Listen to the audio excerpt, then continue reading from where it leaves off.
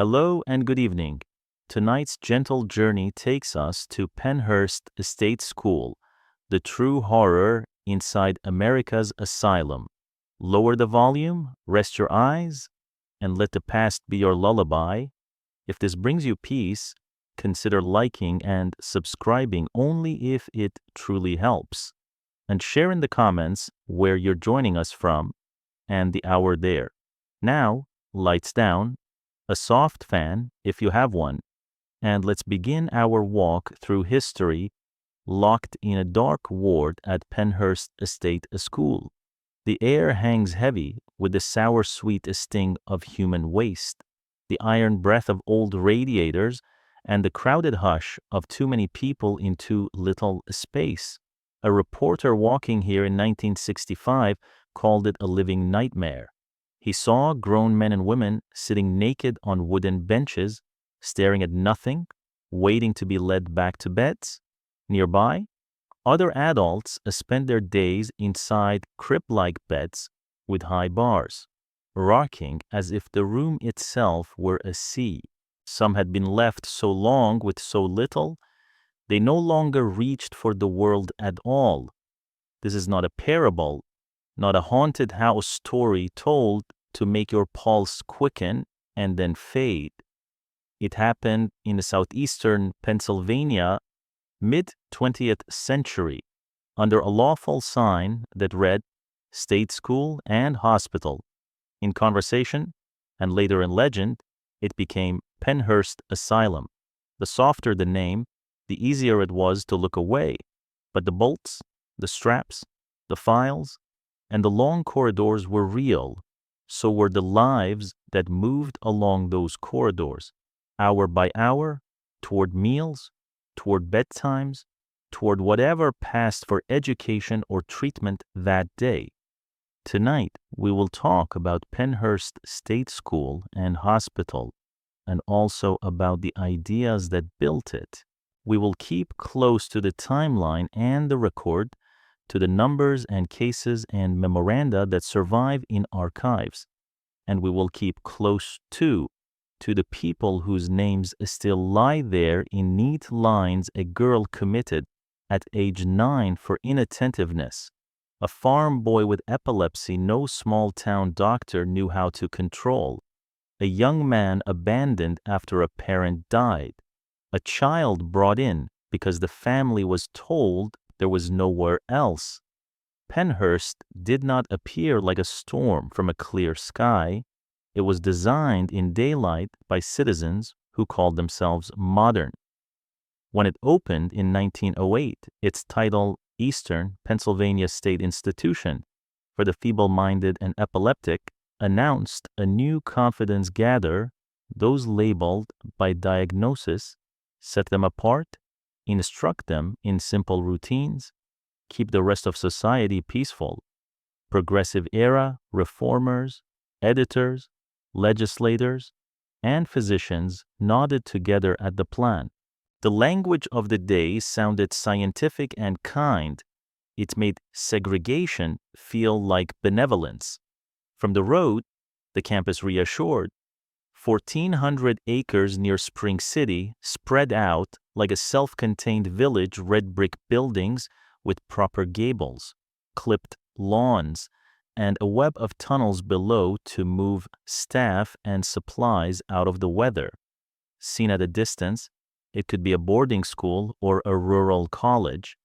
The architecture offered a promise that soothed taxpayers and families alike, order and dignity.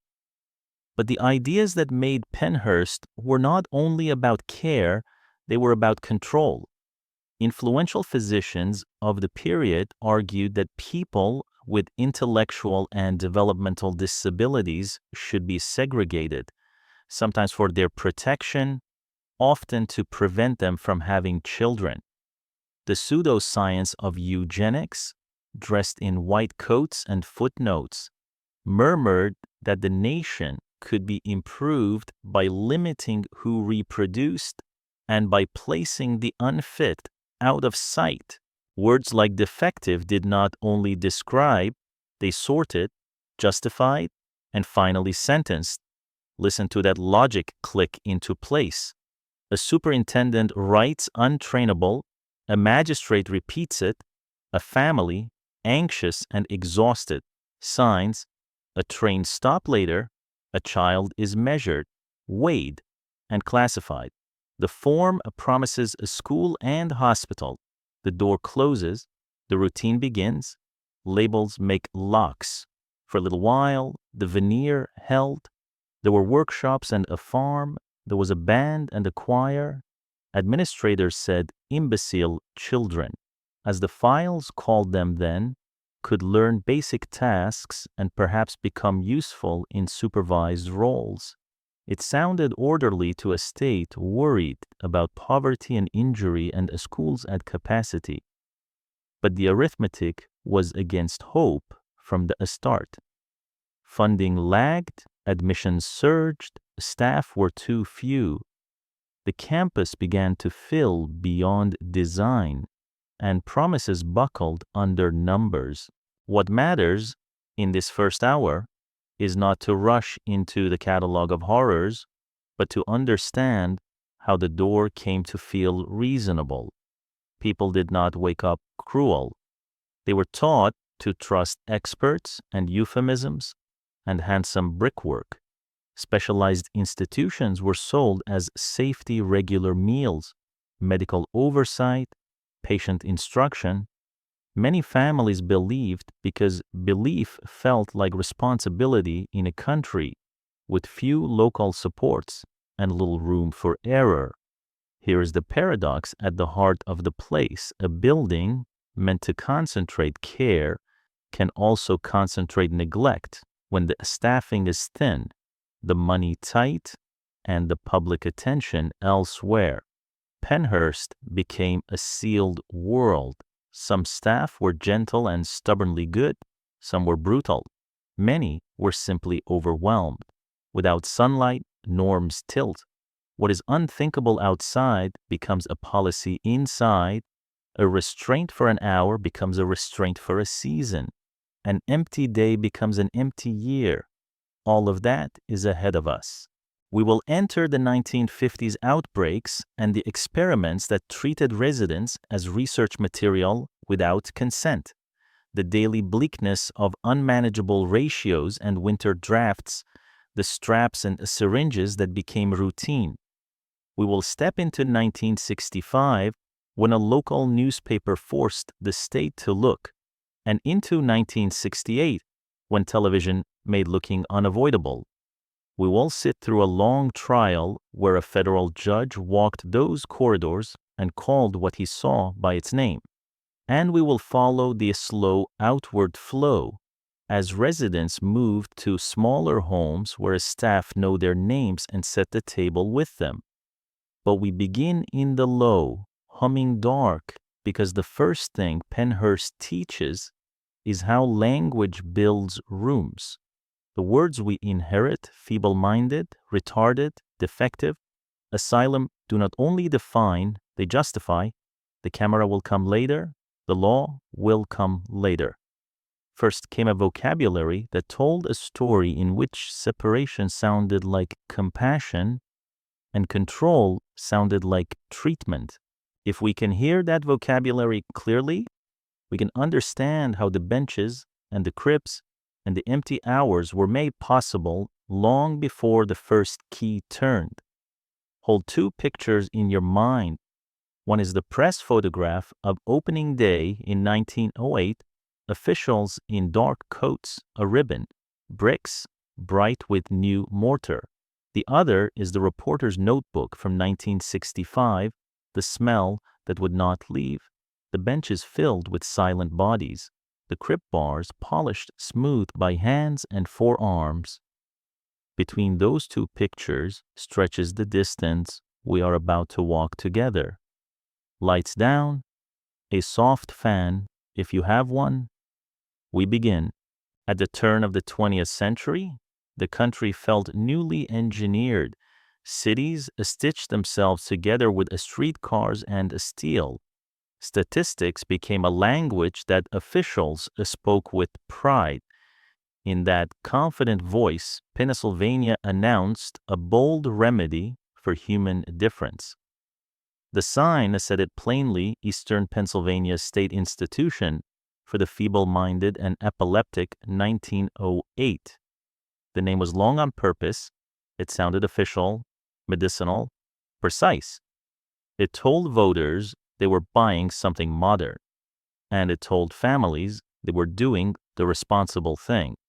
Physicians and reformers were the apostles of this new order, one of the most influential in the region. Dr. Martin Barr argued for lifelong, carefully supervised segregation of the feeble-minded. He and his colleagues promised that perpetual oversight would be protection for the residents, spared the cruelties of a world that mocked and exploited them, protection for the public, spared imagined waves of disorder and poverty. In pamphlets and the speeches, they drew a neat frame around a messy reality. They called the plan humane. They called it science. You can see how the argument wins a town meeting in a time before a special education in neighborhood schools, before clinics and community supports, before subsidized therapies. The idea of one place with doctors and dormitories could feel merciful. A mother with 3 jobs, a father with a farm to keep, a grandparent already infirm, each hears the same melody, routine. Oversight, relief. So the state raised brick and slate out of fields near a spring city, and a campus bloomed across some 1,400 acres. From a distance, the buildings looked collegiate: red brick walls, clean lines, cupolas like punctuation marks against the sky. Beneath it all, an underworld of service tunnels linked ward to ward, kitchen to laundry, boiler to bakery, so that the visible campus stayed tidy, while the invisible arteries carried heat and food and the movements of those who kept the machines alive. This was the Progressive era's signature arrangement: build a rational environment, and then trust it to discipline the unruly facts of life. Pennhurst's brochures and the speeches spoke of training and self-support fields to tend, workshops to practice simple trades, a band and a choir to give rhythm to the days. The paperwork of admission borrowed the language of education pupils, instruction, grades of impairment. Even the architecture preached improvement: light-filled day rooms, long sightlines, wide verandas. No one advertised a warehouse. That is not how neglect is born. It arrives dressed as order, but at the core of this order sat a narrower creed. The era's most confident voices insisted that society could be improved by managing heredity, paring away the unfit, preventing the feeble-minded from reproducing. Eugenics was the word, and it carried the glamour of laboratories and graphs. The same journals that printed respectable case studies also printed family trees with thick, accusing lines through them. Legislatures debated who should be permitted children. Courts weighed phrases like public welfare against the bodies of the poor. To lay down rails and sewers was progress. To lay down rules about which lives could continue themselves, this, too, was called progress. Pennhurst inhaled that spirit with its foundation. The plan did not stop at shelter and the schooling. It extended to separation by sex, to surveillance of courtships, to policies that aimed at the quiet end of bloodlines. Even when public language stayed courteous protection, morality, supervision, the private memoranda, the closed-door meetings, the unwritten understanding among administrators carried a colder aim. A campus could polish its brass and mow its lawns. And still, its deepest labor might be to make certain people disappear into non-existence as parents. Walk the grounds on an imaginary morning the year after opening. A wagon rattles across a service lane. Laundry flaps on lines behind the kitchen block. A superintendent with a stiff collar astrides between wards. On the hill, a small brass band rehearses a march. Down by the farm, boys clean stalls and carry grain. Everything has the purposeful bustle of an institution that believes in itself. In a classroom, a teacher points at letters on a slate. In the administrative office, a new letter arrives from a county judge who has committed a child for truancy and waywardness. Paper makes the journey smooth. That first year already contained the seeds of failure. The number of residents rose faster than appropriations, and the ratio of staff to people slipped from careful to impossible. The ideal of individualized training, the reason the words state school were painted on the gate, could not survive arithmetic.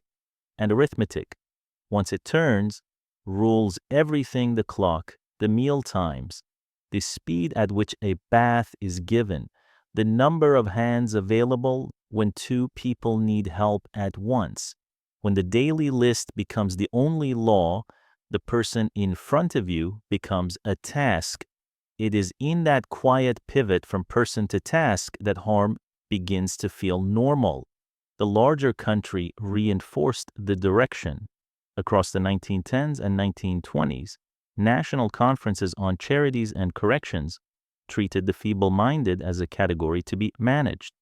Textbooks sliced human minds into ranks: idiot, imbecile, moron, and policy-followed vocabulary as surely as tracks follow a railbed. Newspapers lauded model institutions with tidy farms and workrooms. At the same time, laws granting officials power to sterilize certain classes of people spread from one capital to another. In courtrooms, the idea that the estate had an interest in preventing some births hardened from opinion into precedent. When a judge declared that 3 generations of imbeciles are enough, he was not speaking about Pennhurst, but he was speaking to its logic.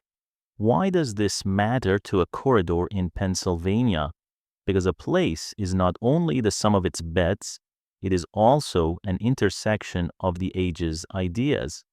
Pennhurst stood at the crossroad of 2 admirable instincts, order and care, and one disastrous certainty, that human worth could be measured, graded, and confined for the health of the whole.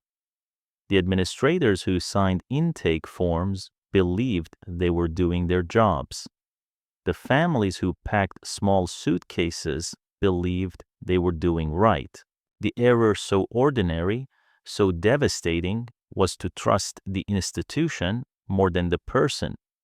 If you sketch a map of the campus, the optimism is there in Inkmen's wards to the north, women's wards to the south, children's cottages tucked within reach of the schoolrooms, a central green for parades and picnics.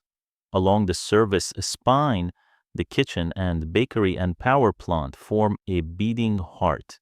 The tunnels burrow like quiet intentions, moving labor underfoot so the surface can remain serene.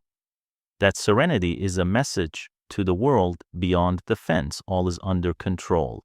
The real lesson of Pennhurst's birth, however, is how easily control slides into concealment. As months become years, the campus acquires habits, separations stiffen. A good day is defined by smooth routines, not by a person's progress. Cloth diapers pile high in carts. Aides learn the quickest way to move 10 people from chairs to cribs.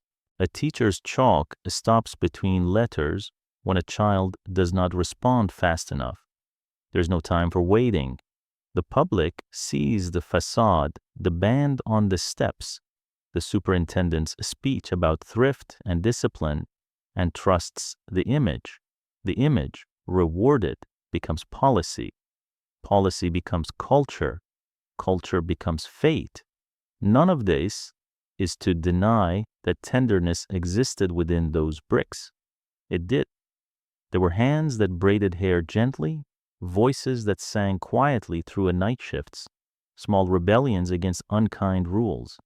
But design exerts gravity.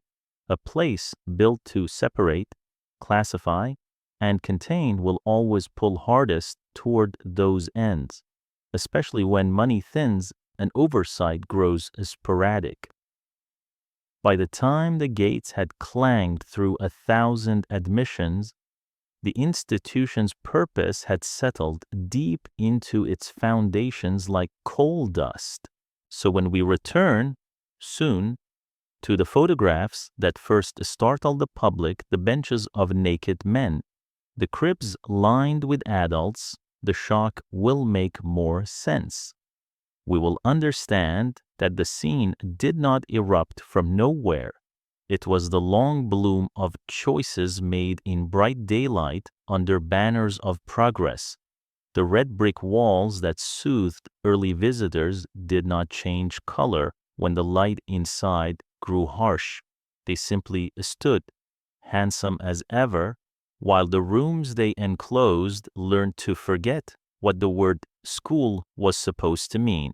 For now, keep the opening image of the campus near a spring city, clear in your mind, lawns brushed smooth by summer, doors propped for a breeze, band music floating down the hill. Listen to the rhetoric that christened it a rhetoric of improvement, thrift, and protection. And then place alongside it the quieter sentence, the one rarely spoken out loud but audible. Beneath some people are better kept apart, and better kept from the future.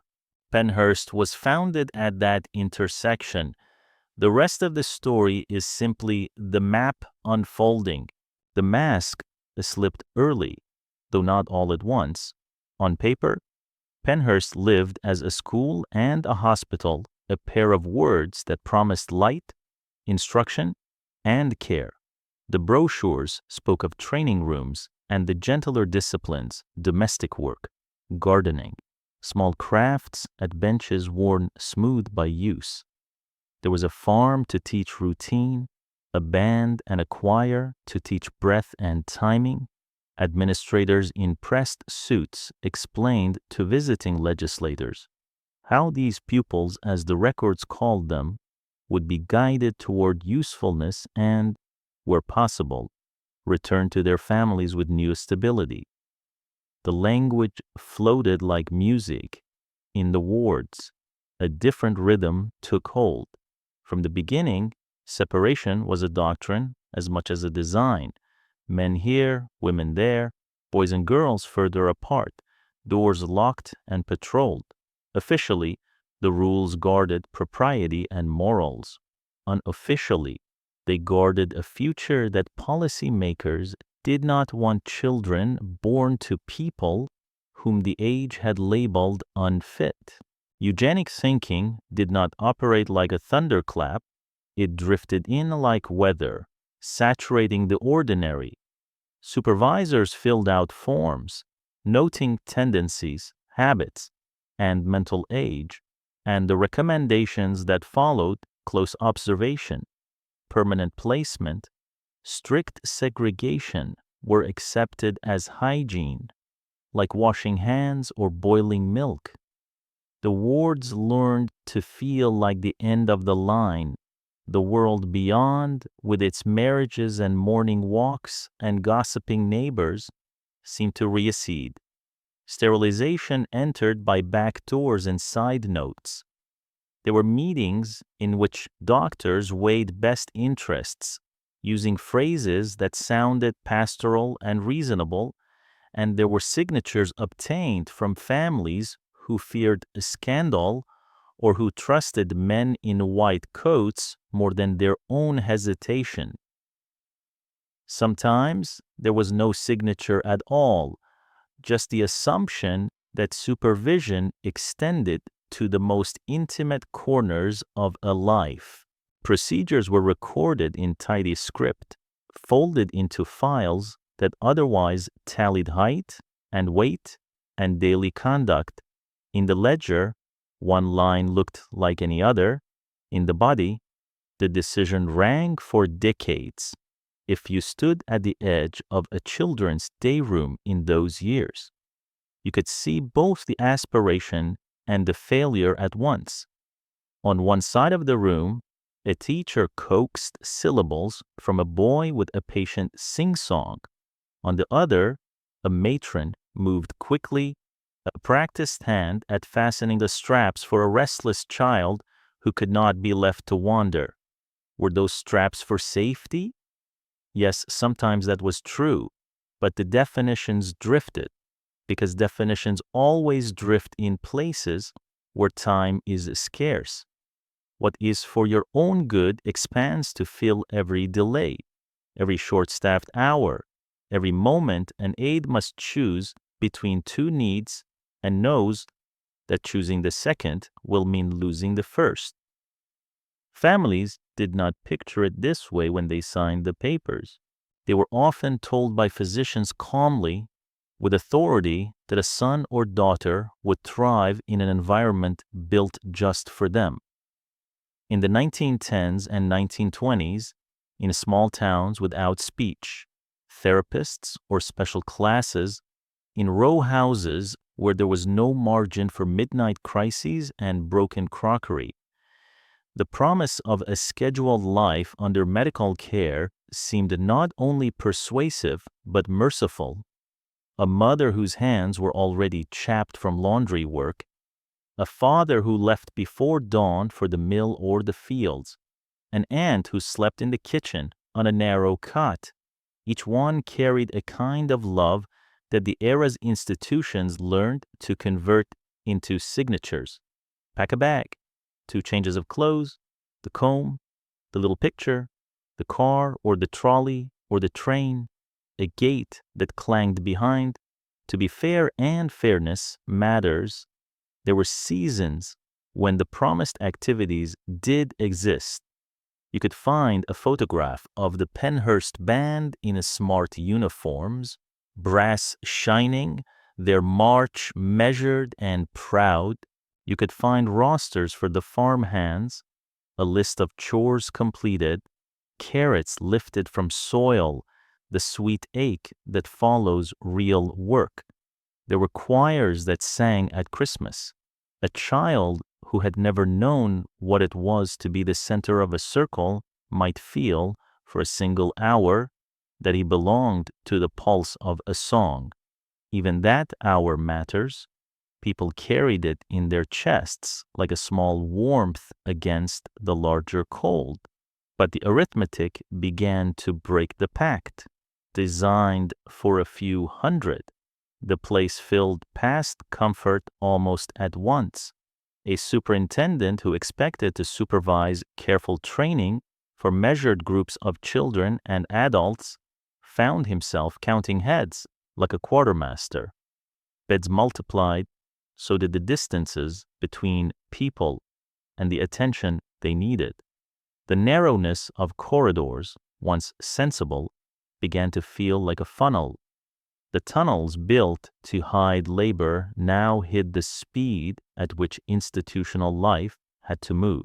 Staff-to-resident ratios that might have permitted genuine instruction in a classroom, instead, permitted only the appearance of instruction, a lesson delivered into the air, while the aides managed the churn of bodies, the noise, the small emergencies of the hour.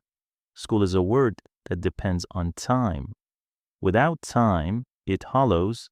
A child rehearsing the same simple task without a plan for tomorrow is not learning, he is enduring. A teenager fastened into a chair because no one can shadow his steps is not being kept safe. He is being suspended between hours. And yet, the paperwork demanded evidence of progress. So the language of progress learned to speak in round numbers and generalities, participates, responds, improves. Improvements floated like pollen across the forms, untethered to the human weather below. Sterilization, meanwhile, took root as policy's shadow. The files do not speak loudly about it. They rarely do.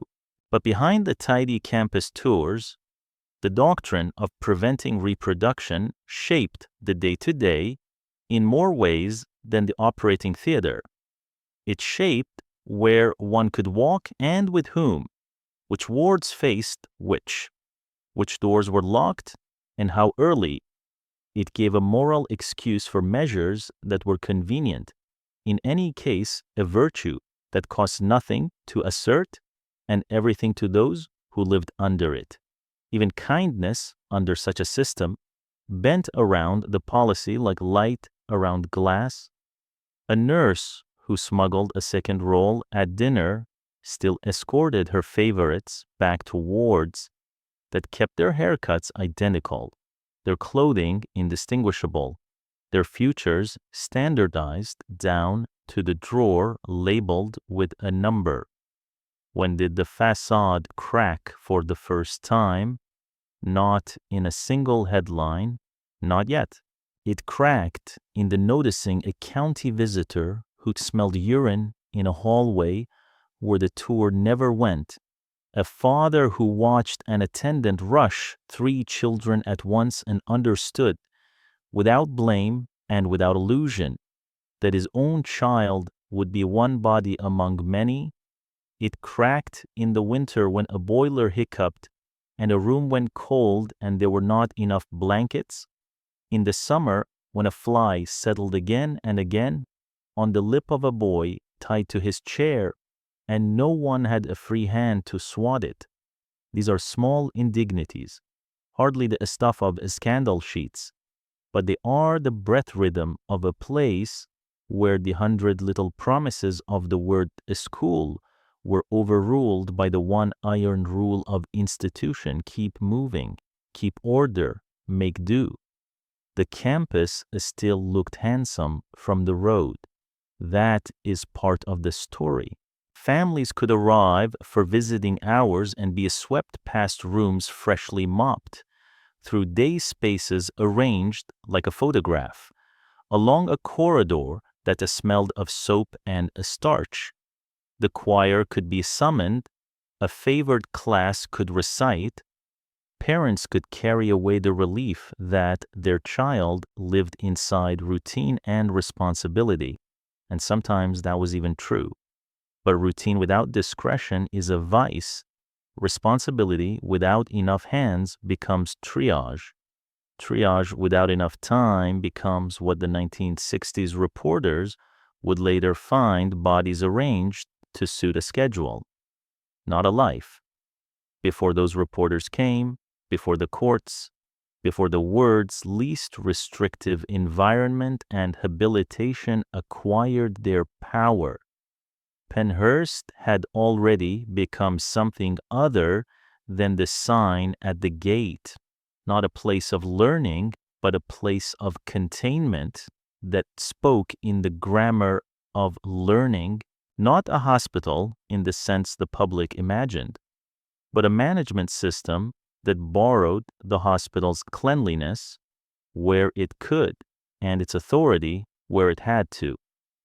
When we say the mask slipped, we mean that the performance could no longer match the audience's hope. The cast had been understaffed from the first act. The set, though lovely, did not change. The script repeated. It is tempting to look back and scold the past for credulity. Better, perhaps, to recognize how deftly noble words can be used to anesthetize a conscience. For their own good is a phrase with soft edges and sharp teeth. It beckons, it reassures, it slides into meeting minutes and bedside manner. At Pennhurst, that phrase turned locks, tightened straps, arranged sleeping charts, and, in the most final sense, ended family lines without the dignity of a conversation said plainly aloud. Meanwhile, the band still marched in step, and the choir still rose on the refrain, and the grass along the long driveway still lay close-cropped and green. By the time we arrive at the mid-century, the contradiction is complete. The campus that promised to teach had learned instead to hold. The farm still made neat rows, the laundry still steamed, the tunnels still whispered the industry of hidden labor, but in the wards the days pooled into sameness, and sameness always erodes. Capacity had cracked early, by then it had caved. What came next? The outbreaks, the experiments, the blunt force of management, the photographs that finally tore the curtain was not a change of plot so much as a revelation of it. The story had always been this one. Only the audience had yet to see. The river of arrivals never slowed. It widened. In the 1920s, county judges and physicians discovered how easy the new machinery made hard decisions. A child who wandered, a teenager who could not sit still, an adult with unpredictable seizures, each could be carried in language and then in body toward the same destination. The forms were already printed. By 1914, Pennhurst held more than 500 people in spaces meant for far fewer, and the numbers kept rising until the count itself became an atmosphere. The wards breathed overcrowding, the day rooms echoed with it. Staff learned, without meaning to measure success by how smoothly a tide of bodies could be moved from benches to beds. Then came the years that trained a nation to do more with less. The Great Depression did not invent the habit of institutionalization, but it gave that habit a broad excuse. Counties with thin budgets and thin patience sent those they could not serve to state schools. Families who had held together on stubbornness alone found their savings and stamina spent at the same time. A mother who had kept a child's days stitched with chores and kisses found herself with 2 lodgers, then none, then meals that ran out by Wednesday. A father returned from a shuttered mill with no wages and a long look he could not explain. When a doctor said, "We can help," the sentence felt as warm as soup. Train fare to a spring city cost less than a private nurse and promised more than a town with no services could deliver. Pennhurst's population swelled as if the building itself were drawing breath. War added its own pressure. The early 1940s thinned the ranks of able-bodied workers. Men left for the front, women for the assembly lines, and institutions already strained were asked to function with fewer hands. Wartime money built planes and ships. It did not build classrooms in rural Pennsylvania. Families stretched themselves across shift work and ration lines.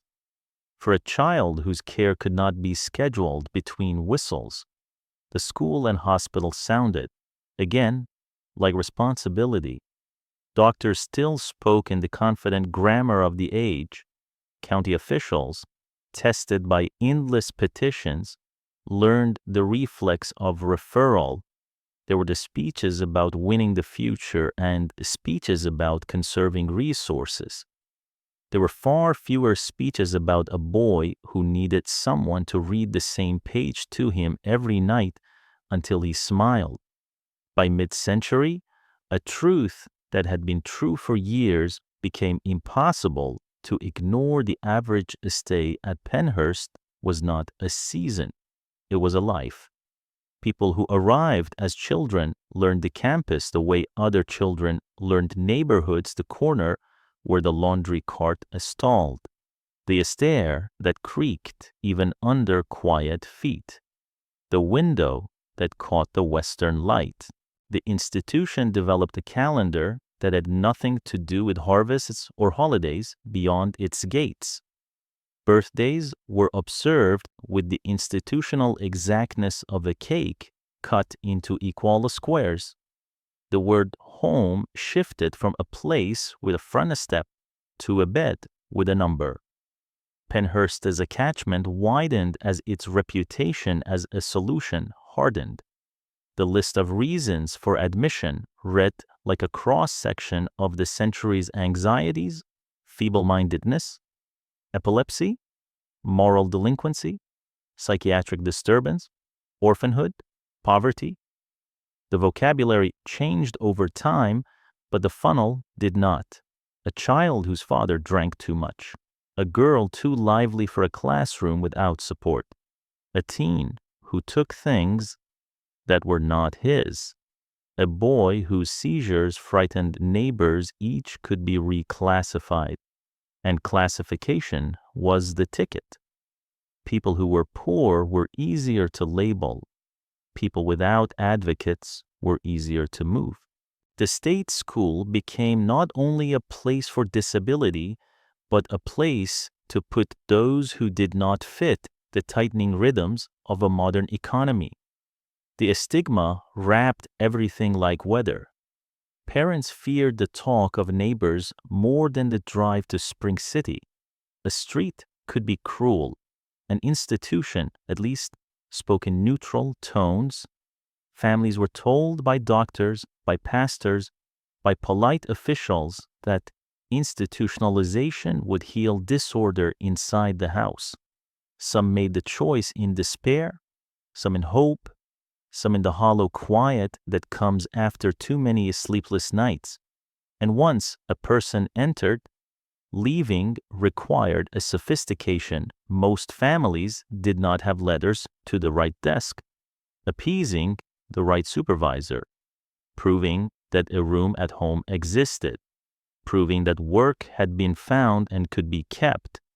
Many did not know the questions to ask, much less the answers that would unlock a discharge. There were exceptions, there were always exceptions. Some residents returned to their families after years. Some found placements on small farms or in town homes.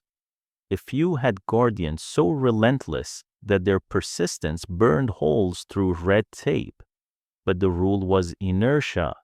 The longer one stayed, the more the outside world changed without them, until the distance between the ward and the street outside became, in effect, time travel.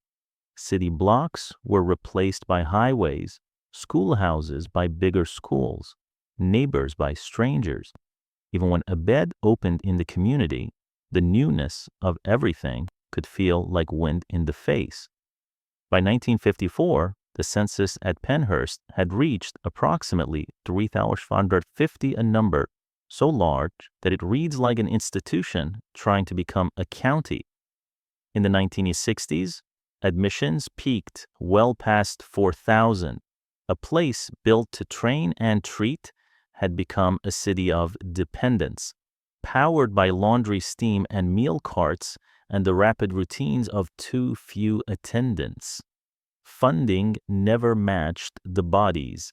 The state budgets were written in numbers that looked adequate when ink was fresh and audaciously optimistic. By the time that money met payrolls, repairs, and food, there was nothing left to create the small conditions in which change becomes possible: time for a conversation, quiet for a lesson, an extra pair of hands for a walk outside. The country's most famous families reflected the same reflex, even as they could choose better rooms. A president's sister underwent a surgery that closed doors in her mind and was then placed out of view in a private institution. The nation did not know the full truth for years. If privilege hit, what happened to the privilege? Imagine the invisibility that cloaked the poor. The lesson, repeated softly in parlor and ward alike, was that difference should be kept elsewhere. Elsewhere gathered all sorts. Watch how architecture answers arithmetic. Beds multiply where there should be tables. Tables multiply where there should be workbenches. The wide verandas, meant for air and afternoon, become staging areas for moving people in orderly rows. The tunnels whir with carts, gurneys, laundry, the breath of boilers. An aide who loves her work discovers that love alone cannot stretch time. A nurse who knows the right tone to coax a man into washing his face finds that she must use the same tone on 6 men at once.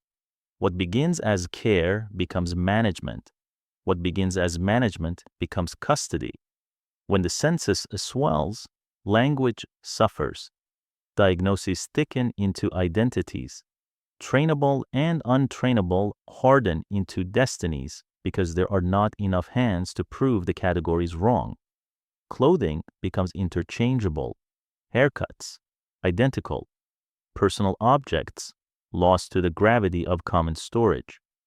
In such conditions, even kindness tends toward the symbolic, an extra spoonful, a contraband orange, a softer blanket. These gestures matter, they always matter, but they do not alter the physics of the place.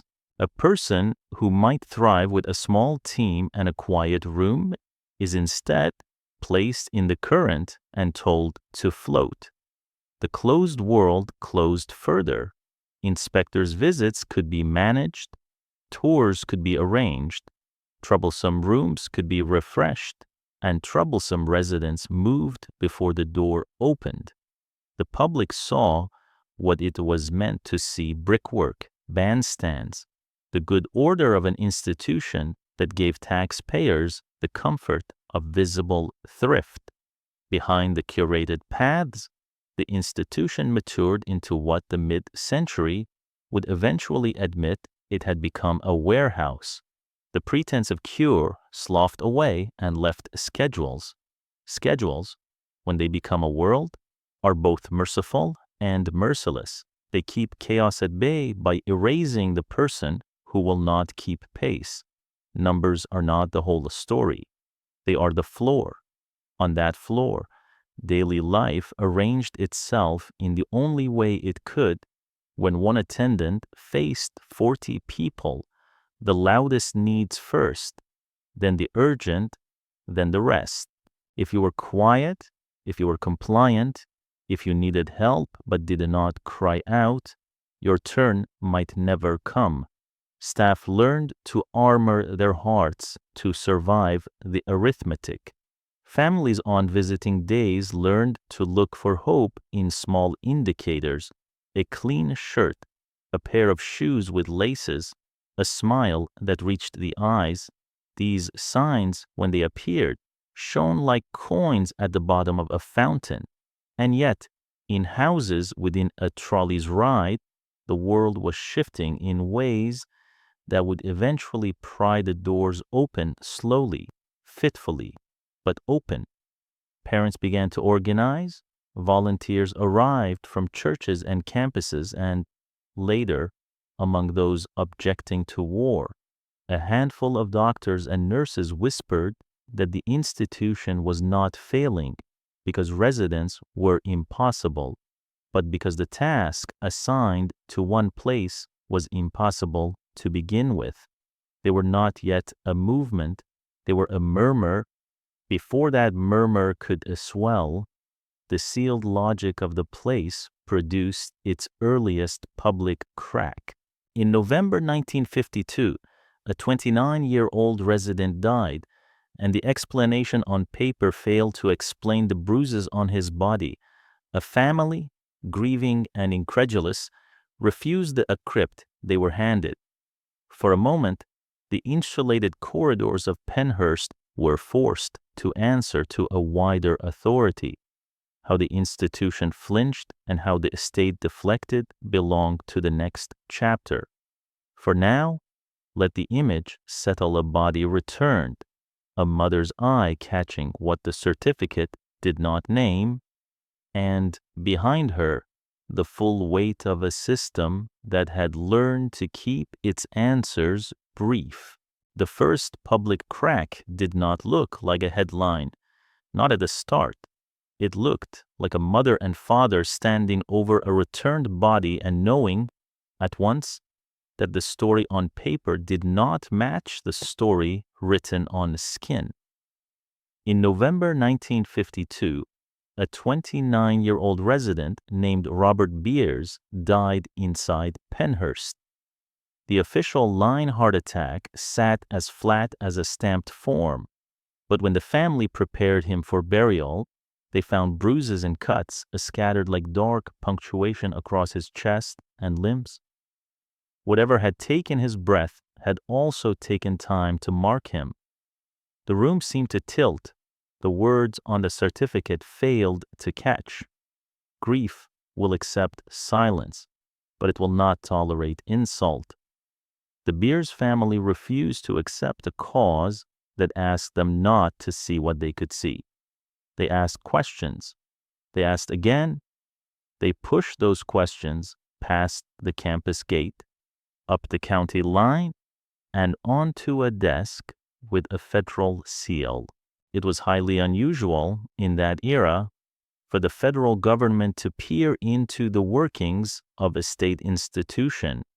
State houses fence their responsibilities carefully, especially when they concern the warehousing of people that the public preferred not to think about. But a bruise is a kind of testimony.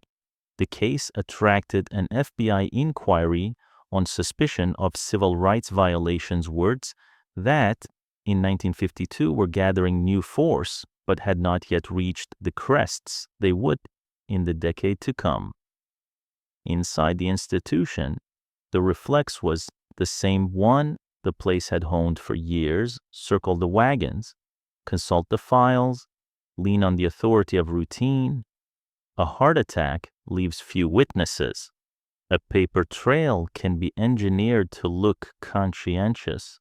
The administrators, startled by the intrusion, offered explanations that fit the habits of a closed world with so many residents. Accidents happen. With so many agitated bodies, falls and scuffles are common. With so little staff, it is difficult to have eyes everywhere. These statements were not, in the abstract, false, but they were incomplete to the point of insult. What the family saw on their son's body hinted at the more dangerous story that in a system strained past its limits, harm had grown ordinary, and the telling of harm had grown optional. The governor's office bristled at the federal eye. The fear was not merely that Pennhurst would be embarrassed, it was that a precedent might be set if one state institution could be forced to answer to Washington for bruises. Then so might prisons, almshouses, training schools, every closed room where people without power lived at the mercy of schedules and those who kept them. A single case threatened to become a doorway through which many more might step.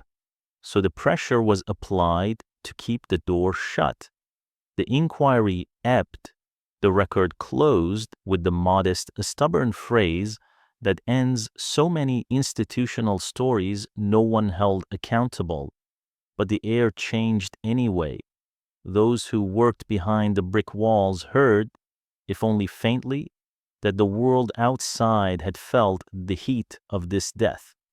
Some staff stiffened with defensiveness, some wilted with shame, some continued as before because the ratio of hands to bodies left no room for anything else. The family, left with sorrow and anger in unequal measure, had accomplished a thing the institution had not expected. They had made the private marks on one man's body into a public possibility.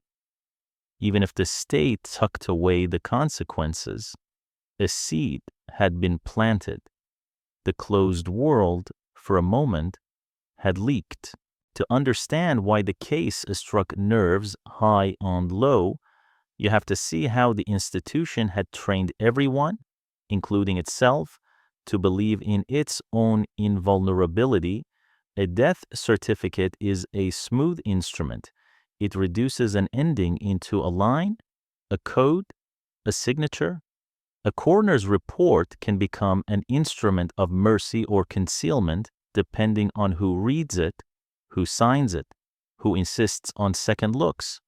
When a place like Pennhurst becomes the interpreter of its own events, the temptation to prefer the tidy cause grows with each day of chaos.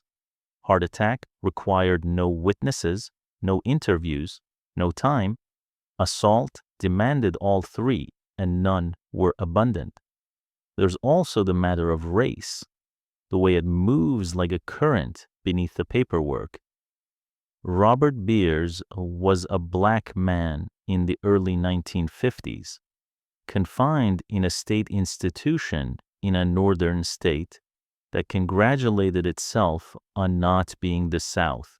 But the color line did not stop at the Mason-Dixon. It ran through hiring, through credibility, through how seriously a bruise was taken by a clerk who had spent a lifetime deciding which stories had weight. When the parents insisted that explanations be tested rather than taken, they were not only asking for the truth about their son, they were asking for their standing as witnesses to be recognized in a system built to dismiss them twice, once for their class, once for their color. If the inquiry had been allowed to deepen, what would it have found? Perhaps a scuffle that turned brutal and then unlucky. Perhaps an attendant, exhausted and untrained, who lashed out with hands that had been taught to lift but not to pause. Perhaps the slow disaster of understaffing a fall on a slick tile, a body left too long, a panic disguised as protocol. Institutions like Pennhurst are made of accidents and intentions braided so tightly that they can be difficult to separate by the time anyone looks. What matters is not only the incident, but the conditions that make incidents predictable. Those conditions were everywhere by the early 1950s. The staff ratios that made prevention an aspiration instead of a plan. The architecture that allowed corners to be out of sight and therefore out of mind. The culture that treated a resident's complaint as agitation to be managed rather than a report to be investigated. When families visited in the weeks that followed, nothing obvious had changed. The lawns were still clipped. The band still stood straight for a photograph on the steps. But a few details shifted in shadows. A supervisor who had been quick with his temper learned to temper it further when a parent was near. A nurse who had worried that the worst parts of her ward would never be believed suddenly found that the mere mention of the FBI made her manager sit forward in his chair. The institution, without admitting it even to itself, had learned how vulnerability feels, and yet the engine kept turning. New admissions arrived because the edicts of the outside world had not changed. County judges knew the form for commitment by heart. Physicians still found comfort in the phrase "state school." Police still brought in those who could not be easily placed elsewhere. The money did not suddenly flow more freely because one family insisted on accuracy. There were still too many bodies for the hands assigned to care for them. In such a machine, even the most vivid outrage bleeds into routine unless the structure itself is forced to adjust. The Beers case also taught advocates a lesson they would not soon forget. Stories move the public when they attach to names and dates and undeniable surfaces. Statistics can be debated, ideologies can be shrugged at, but a bruise under a mother's fingertips is a hard thing to file away. And a family's refusal to be soothed by language makes other families straighten in their chairs. It would be years before a local newspaper lifted its camera, and years more before a television crew held a microphone to the quiet. But this moment in 1952 prefigured those later exposures. It mapped the route from private disbelief to public demand. Meanwhile, inside, the closed world found ways to grow closer still. After an incident that threatened embarrassment, institutions often respond by tightening control where they should open windows, access narrows, paperwork thickens. Supervisors ask to be notified before visitors arrive. The wards become a little quieter, not because life has improved, but because words move with more caution in a setting already starved of speech. This is a second deprivation. The residents, who depended on the small luck of being noticed, now had to compete with the institution's instinct to look away. Looking back across the long arc of Pennhurst's collapse, the death of Robert Beers reads like the first toll of a bell the state tried not to hear. The sound carried farther than officials wanted and did not stop. Not really. Even when the file closed with a bureaucrat's neat pen stroke. In the years that followed, the institution's vulnerabilities would reveal themselves in other, less deniable ways, in outbreaks that could not be hidden, and in images that fixed themselves in the public imagination. But the essential lesson is here already, in 1952, when a closed world insists on being believed against the evidence of a body. It has already confessed more than it means to. For the Beers family, there was no comfort in being early. They buried their son. The bruises faded in the ground, but the fact of them lingered in conversations across the kitchen tables and in whispers at visiting hours. A rumor in one decade became a certainty in the next. The campus kept breathing. The tunnels kept humming. The schedules kept their ruthless mercy. And then, as if the air itself had tired of the pretense, disease would lift the institution into public view, not by testimony, but by numbers no one could deny. That is the next chapter, how a virus measured the care a place could not give, and how quarantine taught a state the shape of its neglect. The year disease forced the door open did not arrive with sirens. It arrived in laundry carts and soup ladles, on the handles of ward doors and the lips of shared cups. In 1953, hepatitis moved through Pennhurst with the slow certainty of weather, infecting hundreds of residents and the staff alike, until the institution had to draw a circle around itself and call it quarantine. The word sounded clinical, decisive. Inside, it felt like being doubly locked first by the wards, then by the estate. Routine turned to ritual. Thermometers clicked like metronomes. Aides measured out bleach solutions.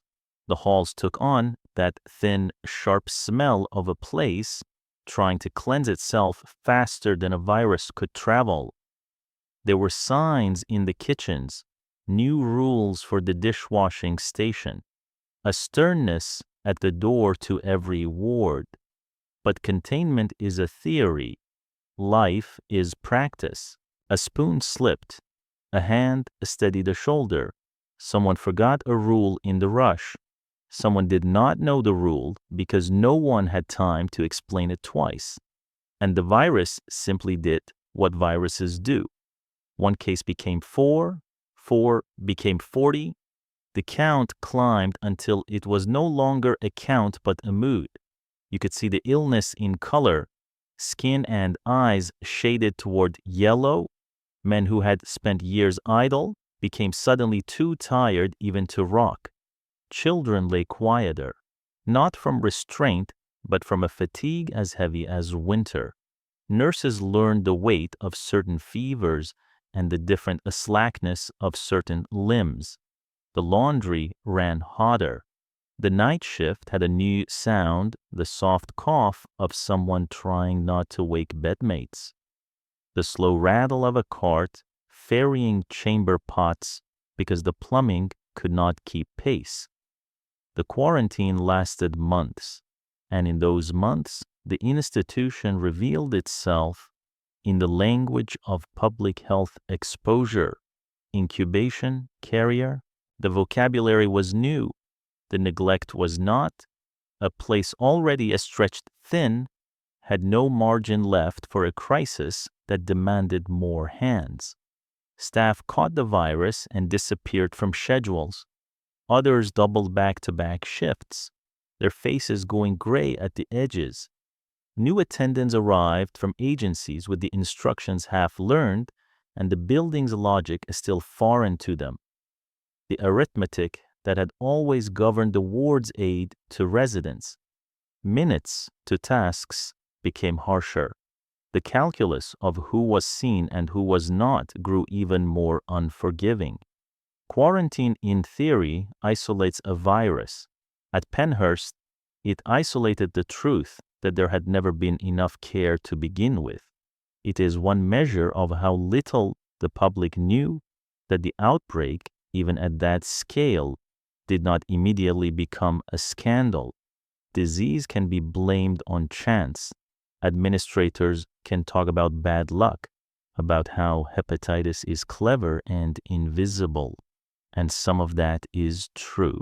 But disease also measures the hygiene of a system, not just its floors and sinks, but its moral cleanliness, its willingness to slow down enough to wash a cup twice, its ability to spare the minutes that make prevention possible.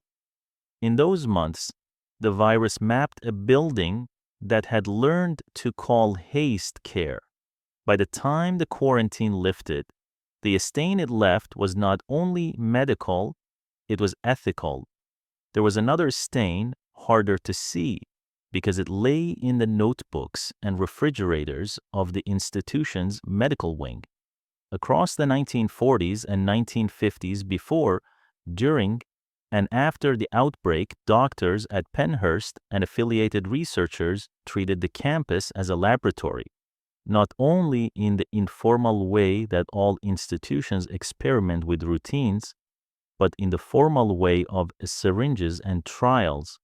Residents, captive and compliant by design, were used in infectious disease studies funded by public agencies and private firms eager to test ideas in a place where the variables did not talk back. In that era, the official words were brighter vaccines, immunity, progress. In practice, human beings who could not consent were injected with live viruses, observed and tabulated. The rationalizations were ready-made.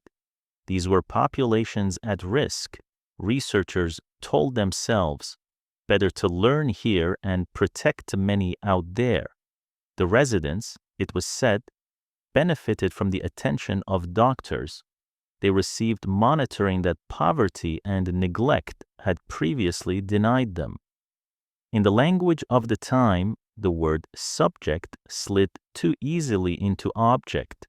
Consent was a word without a room to sit in. Families who had signed admission papers because a judge or a doctor urged them to do so did not receive letters asking whether their son or daughter might enter a trial. Residents were not interviewed about risks and alternatives. The oversight that disciplined better hospitals and universities was thin or non-existent here. What existed was the confidence of men in white coats and the convenience of a place where saying no was not part of the design. Sometimes the harm was obvious and immediate. A fever spiking because a virus had been deliberately introduced. A body already weakened by institutional living asked to carry an illness it had not chosen. Sometimes the harm was quieter, but just as real, the indignity of being turned from a person into material. The training of a staff to think of the ward as a reservoir of bodies, not a community of lives. The line between clinical care and research blurred, and in the blur, it was always the resident who lost. None of this happened in a vacuum. The world had only recently declared, in the stark aftermath of war, that human beings must never be used as mere means, that experiments must rely on voluntary consent, that the doctor's duty to the individual stands higher than the estate's hunger for knowledge. Those declarations were written in firm language. They did not, by themselves, penetrate sealed rooms where the workaday pressures were relentless, and the rationale felt like charity. Institutional review committees that weigh risk and ethics had not yet taken hold everywhere. The habits of earlier decades lingered, especially in places where the public rarely walked. "We are helping" can be the most dangerous sentence in a room with too much power and too little scrutiny. For years after the hepatitis outbreak, influenza swept through the campus and found the same vulnerabilities waiting. In 1957, a flu strain dropped residents and a staff into bed in numbers that turned the wards into sick rooms. Dozens were hospitalized. Scores fell ill. At least 20 died. Prevention had been spotty. Inoculations were missed or delayed. That was the kind of detail investigations later found. But inside, in the week when the virus crested, the fact felt less like a memo and more like a room heavy with breath and dread. An aide who had learned to move quickly now learned to move and listen. This cough, that fever, the shallow rattle that means it is time to find someone with a stethoscope. A nurse who had graduated top of her class learned the heartbreak of triage without tools. The flu, unlike the hepatitis with its peculiar yellow signatures, gave the institution fewer visual warnings. It arrived as fatigue, as a sudden preference for sleep, as a disinterest in breakfast, in a setting where so many people lived in a narrowed life already. Noticing those changes demanded time the schedule did not grant. The virus punished the shortage mercilessly. If the hepatitis epidemic underscored sanitation and the ethics of treating residents as shield and spear in the same breath, the influenza outbreak underscored vigilance, the minute-by-minute noticing that is the real currency of care. Looking back, it is easy to flatten those 2 years into one more proof of institutional failure. They are that, but they are also mirrors. These outbreaks reflect how the world thought about people like Pennhurst's residents in that era, not simply as citizens with rights, but as populations to be managed, sites where theories could be tested and budgets balanced. Disease did not create the indifference, it illuminated it, and the research did not invent the disregard, it gave it a respectable channel. There were individuals who resisted the pull, a physician who insisted on halting a procedure when he saw fear he could not explain away, a nurse who stole an afternoon for the sickest boy on her ward, reading to him until his eyelids fluttered and settled, a janitor who learned which windows stuck and forced them open anyway to give the room a slice of air, but the design of the place punished that kind of attention. The more a person gave to one resident, the more the others waited.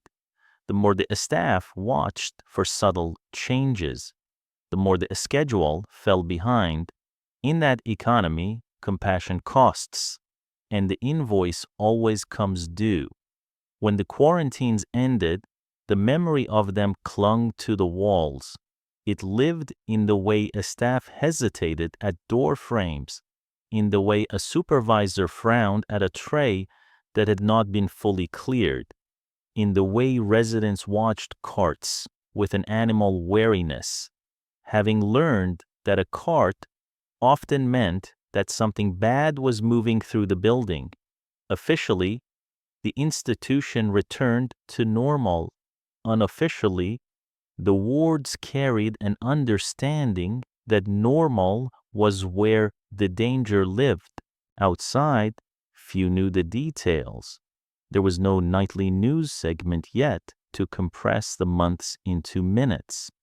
No documentary to hold up the images of yellow eyes and crowded beds.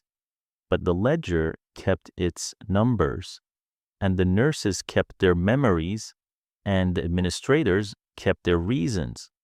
Those reasons would not survive the light that arrived in the mid-1960s, when a local newspaper stepped past the curated tour and into the rooms where the truth collected like dust on window sills. Before that day, disease had already written its verdict in a language the state could not argue with. You cannot keep this many people this way and pretend the ward is a school. The body calls things by their right names. The headline would follow. There is a way the air changes in a room when too many people live inside it. Breath grows heavy, sounds flatten into a single large noise, and motion becomes the only language. Beds to benches, benches to beds, the choreography of survival. By the mid-1950s, Pennhurst had learned that language as fluently as its residents. The census hovered in the thousands, around 3,500 by the middle of the decade, and every number translated into minutes that did not exist. A single aide shepherded 40 bodies at once. A nurse learned to listen for danger the way a farmer listens for weather. Ears trained to catch the small shift that means a storm has arrived in such arithmetic in tension buckles. You can love the work and know every first name on your ward, and still you will be late, and still someone will wait so long that waiting becomes the condition of their life. The day began with waking, which meant the weary theater of getting dressed. Clothing was seldom truly one's own anymore. Drawers were labeled with numbers, sizes were near enough. Shirts hung threadbare at the cuffs, trousers bunched at the waist, and were belted with something improvised. In a proper therapeutic setting, what textbooks of the era imagined but budgets did not buy. Mourning would have been a slow practice in independence, a hand over a button, guided, not hurried. A choice between blue and gray to exercise preference. A mirror held just long enough for face and personhood to align. At Pennhurst, mourning was a tally sheet. 10 men standing, 5 still seated. 3 who needed lifting, 3 minutes for this one, 1 for that. Buttons were fastened by whoever had the faster fingers. Preference was a luxury traded away to the clock. Bathrooms told the next truth. If you picture clean tile and esteem and privacy, imagine instead a corridor where the floor glistened, not from water, but from what water failed to carry away. When a place is understaffed, mess becomes a kind of weather ever present, tolerated because it cannot be otherwise. Disgraceful and disgusting is how inspectors would later describe some wards, and the words, formal as they are, do not catch the lived indignity of it, the wet hem of a nightgown, the cold that creeps into a skin when you sit too long in something you cannot change, the shame of being old enough to remember what dignity felt like and too dependent to reach for it now, laundry, the institution's anonymous engine, snorted and steamed day and night. But even the best boilers cannot double time. Sheets returned late, blankets thinned into felt. When winter came, the plant hiccuped and the radiators sulked. There were nights when the ward was colder than the law of mercy allows, and attendants learned to tuck thin quilts twice, once for warmth and once for comfort that warmth could not create. In a better world, a physical therapist would have flown to those rooms with stretches and movement to keep muscles from remembering the cold. In Pennhurst, bodies curled against it instead, the shape of the night freezing into the shape of the morning. Meals should have been relief. In the schedule's imagination, breakfast arrived like a trumpet blast trays, bowls, a hum of appetite met. But feeding is a skill, and each person's mouth tells a different story.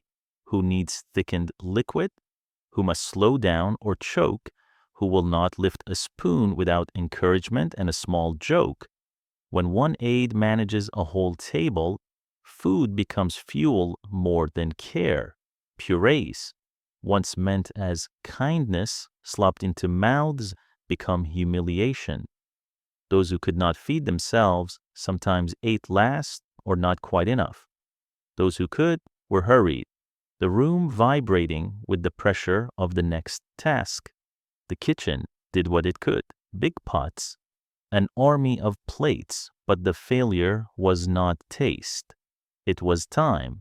The building's surfaces confessed themselves in layers, paint peeled in long curls, like a room shedding a skin. Windows stuck. A janitor learned exactly how to lean a shoulder into a sash to make it budge for April air. Mice traveled the baseboards. Cockroaches found the dark corners and the warm ones, which is to say, everywhere. At night, staff swore they could hear the small, brittle sound of chitin on tile, the way sailors hear a ship settling. The most galling thing was not the presence of vermin, but their equality. They did not distinguish between the clean and the careful, the loud and the quiet. They moved across everyone without prejudice. The starkest reminder that neglect is a democracy when it settles in. Restraint wore two faces. There were moments when it was right, a soft belt to keep someone from hurting himself, while a seizure stormed through. A crib bar raised because a child climbed before he understood consequences. But scarcity turns tools into habits. When a staff are too few, hold still becomes doctrine. Straps multiply where hands should be. Benches become holding pens. Tranquilizing drugs meant for storms become weather. Administered not to treat, but to quiet the ward to a manageable hum. If the textbooks imagined individualized plans goals, with verbs and dates, Pennhurst sometimes offered nouns, bed, spoon, belt, pill. People accustomed to walk in lost strength from hours unspent on their feet. A teenager who once hummed to himself under open sky learned, by slow degrees, to fall silent in a room so loud the only way to keep a thought was to hide it. Deprivation rearranges minds. Language, especially, is vulnerable to rooms without listening. One young woman, admitted as a child with a small bouquet of words, drifted toward muteness over years. her vocabulary dropping petals one by one. It was not that she had nothing to say, it was that there were too few ears and too little patience to tend the fragile bridge from thought to mouth. In another ward, a man who had arrived with a halting gait, awkward but determined, was settled each day into a chair because he wandered, and because wandering was a problem a tired attendant could not afford. Months later, his legs shook with effort at the thought of his standing. After a year, the thought itself dimmed. He became, to new staff, non-ambulatory, as if he had been born that way, as if the chair were an explanation and not a cause. This is the quietest violence institutions commit, not the blow, not the shout, not even the strap, but the erosion of capacities by relentless routine. In a good setting, small gains are noticed and multiplied. One new word becomes 3. A half step becomes a step. And the noticing itself is part of the cure. In a warehouse, small gains are dusted from the ledger because there is no line to put them on and no time to perform the arithmetic. A person who could thread a button when shown slowly is dressed by someone in a hurry. A person who might eat with a fork if allowed 2 extra minutes is spoon-fed because lunch must end on a schedule. The day's success is measured by beds made and bodies bathed, not by what anyone learned. In such a season, even the tenderest aide becomes a clerk of survival, checking boxes that used to be people. Not every shift was bleak. There were attendants who smuggled splashes of life into the ward, a record player for 5 forbidden minutes after lights out, a contraband orange peeled at a bedside with conspiratorial care, the patient art of washing a face as if it belonged to a prince. There were moments when the choir's memory woke, and a room of men found the harmony they had learned years earlier and held it long enough to remember themselves, but the structure punished generosity. Spend an extra 10 minutes reading to the boy whose eyes follow the page, and 3 others wait wet and cold. Teach a woman to button her blouse herself, and someone else eats last. Kindness drew interest it could not pay. The staff were not villains in this geometry. Many came eager and left tired, and the tiredness had a flavor that is difficult to describe if you have not worked where need outnumbers hands by a factor large enough to break pride. There is an armor people grow in such places, a voice that goes brisk, a face that stops flinching, a pace that says, I have learned not to notice what I cannot fix. Sometimes that armor cracked. A nurse would turn away, 2 steps down the corridor, and wipe her eyes with the back of her wrist before re-entering the room as if nothing had happened. Other times it hardened. An aide would come to believe that what was impossible was unnecessary, that the resident who needed twice the time did not deserve it. Culture grows from these personal calculations, and in a closed world, culture soon becomes policy, without anyone needing to write it down. The institution's elegance, from the outside red brick, handsome as ever, hid these economies from visitors. Tours moved along cleaned paths. Day rooms could be staged to look like classrooms. The best behaved residents were called forward for the governor's handshake, but the smell could not be staged out of existence. It waited in corners, announcing with every breath that the building's metabolism outstripped its stomach. Paint freshened for dignitaries did not stop peeling in rooms no one visited. The tunnels kept their tidy secret. They were made to hide the work. In hiding the work, they taught the estate not to see it. When winter glassed the windows and the radiators coughed, the thinness of the system showed itself as clearly as frost patterns. There were wards left unheeded for stretches, a thing that should be impossible in a place entrusted with vulnerable bodies.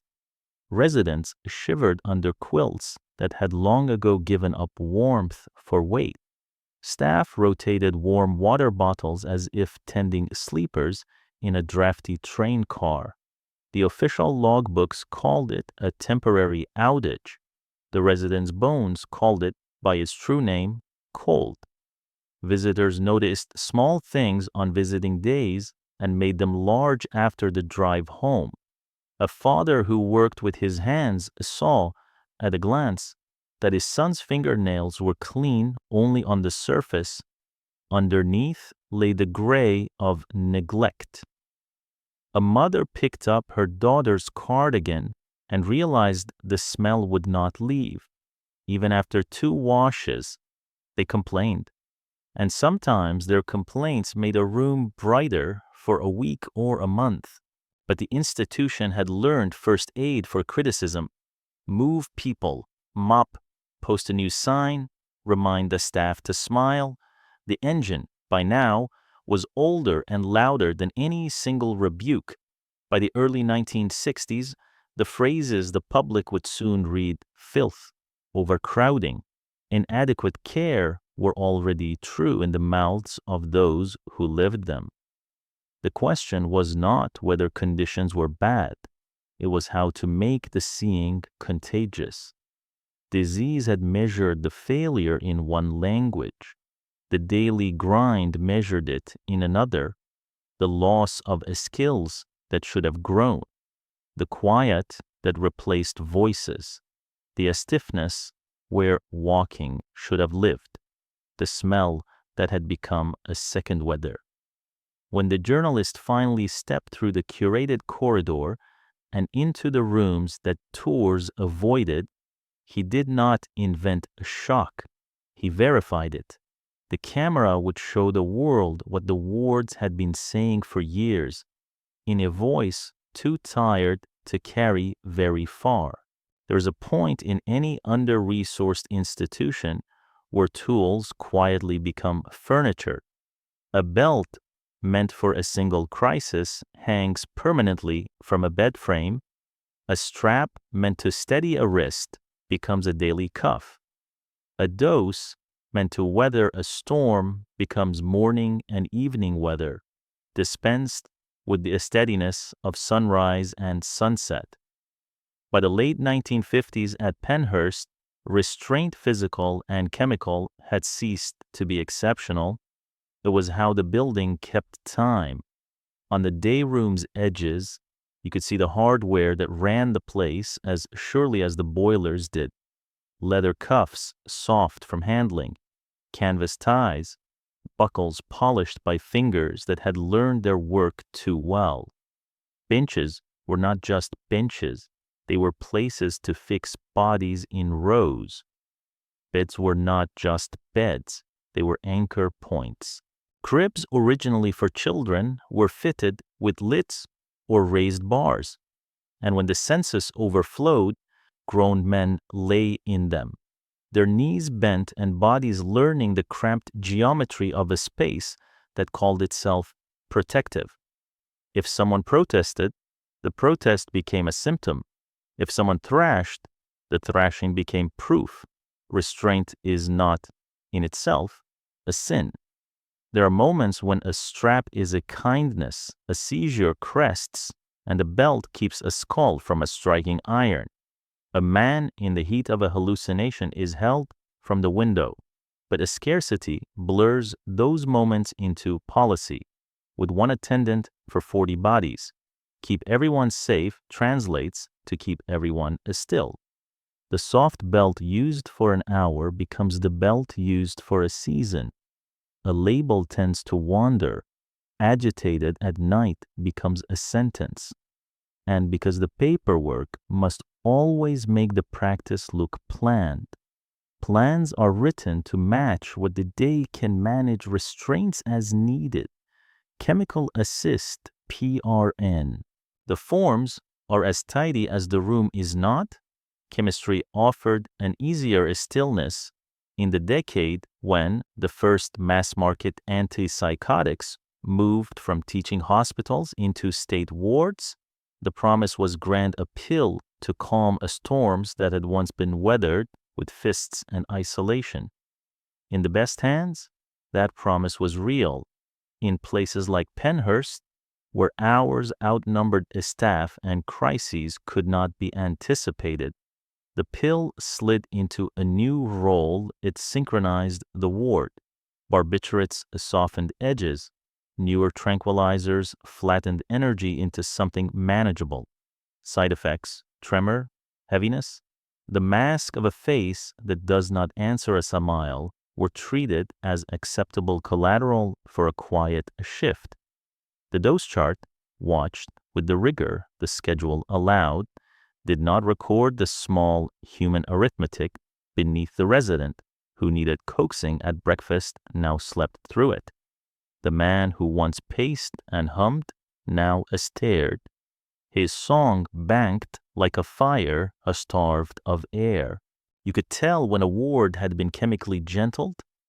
The noise changed pitch, fewer sudden shouts, more droning TV, mouths hung open, spittle strung between lip and chin, and no one had a hand to wipe it away right then. An aide could move more bodies, more quickly. A nurse could finish the endless documentation without being pulled from every third line by a crisis. The temptation was not malicious, it was arithmetic. In the short term, the chemical answer solved the problem visible to the eye of the shift. In the long term, it created a different problem, harder to measure, easier to deny, by asking people to live in narrower versions of themselves. Sometimes the two systems met as traps for the body, drugs for the will. The case that staff still remembered years later began with a practical decision that was, in the moment, easy to defend. A teenage girl, capable of walking but impulsive, rose without warning and wandered. There were not enough attendants to shadow every rise, so a wheelchair was assigned first for outings, then for the day room, then, because it was safer, for most of her waking hours. The chair's belt became necessary, then assumed. A straitjacket was added for emergencies. Emergencies have a way of lingering when they are convenient. Weeks turned into months. Muscles unused forget their jobs. Knees stiffen. Calves shrink.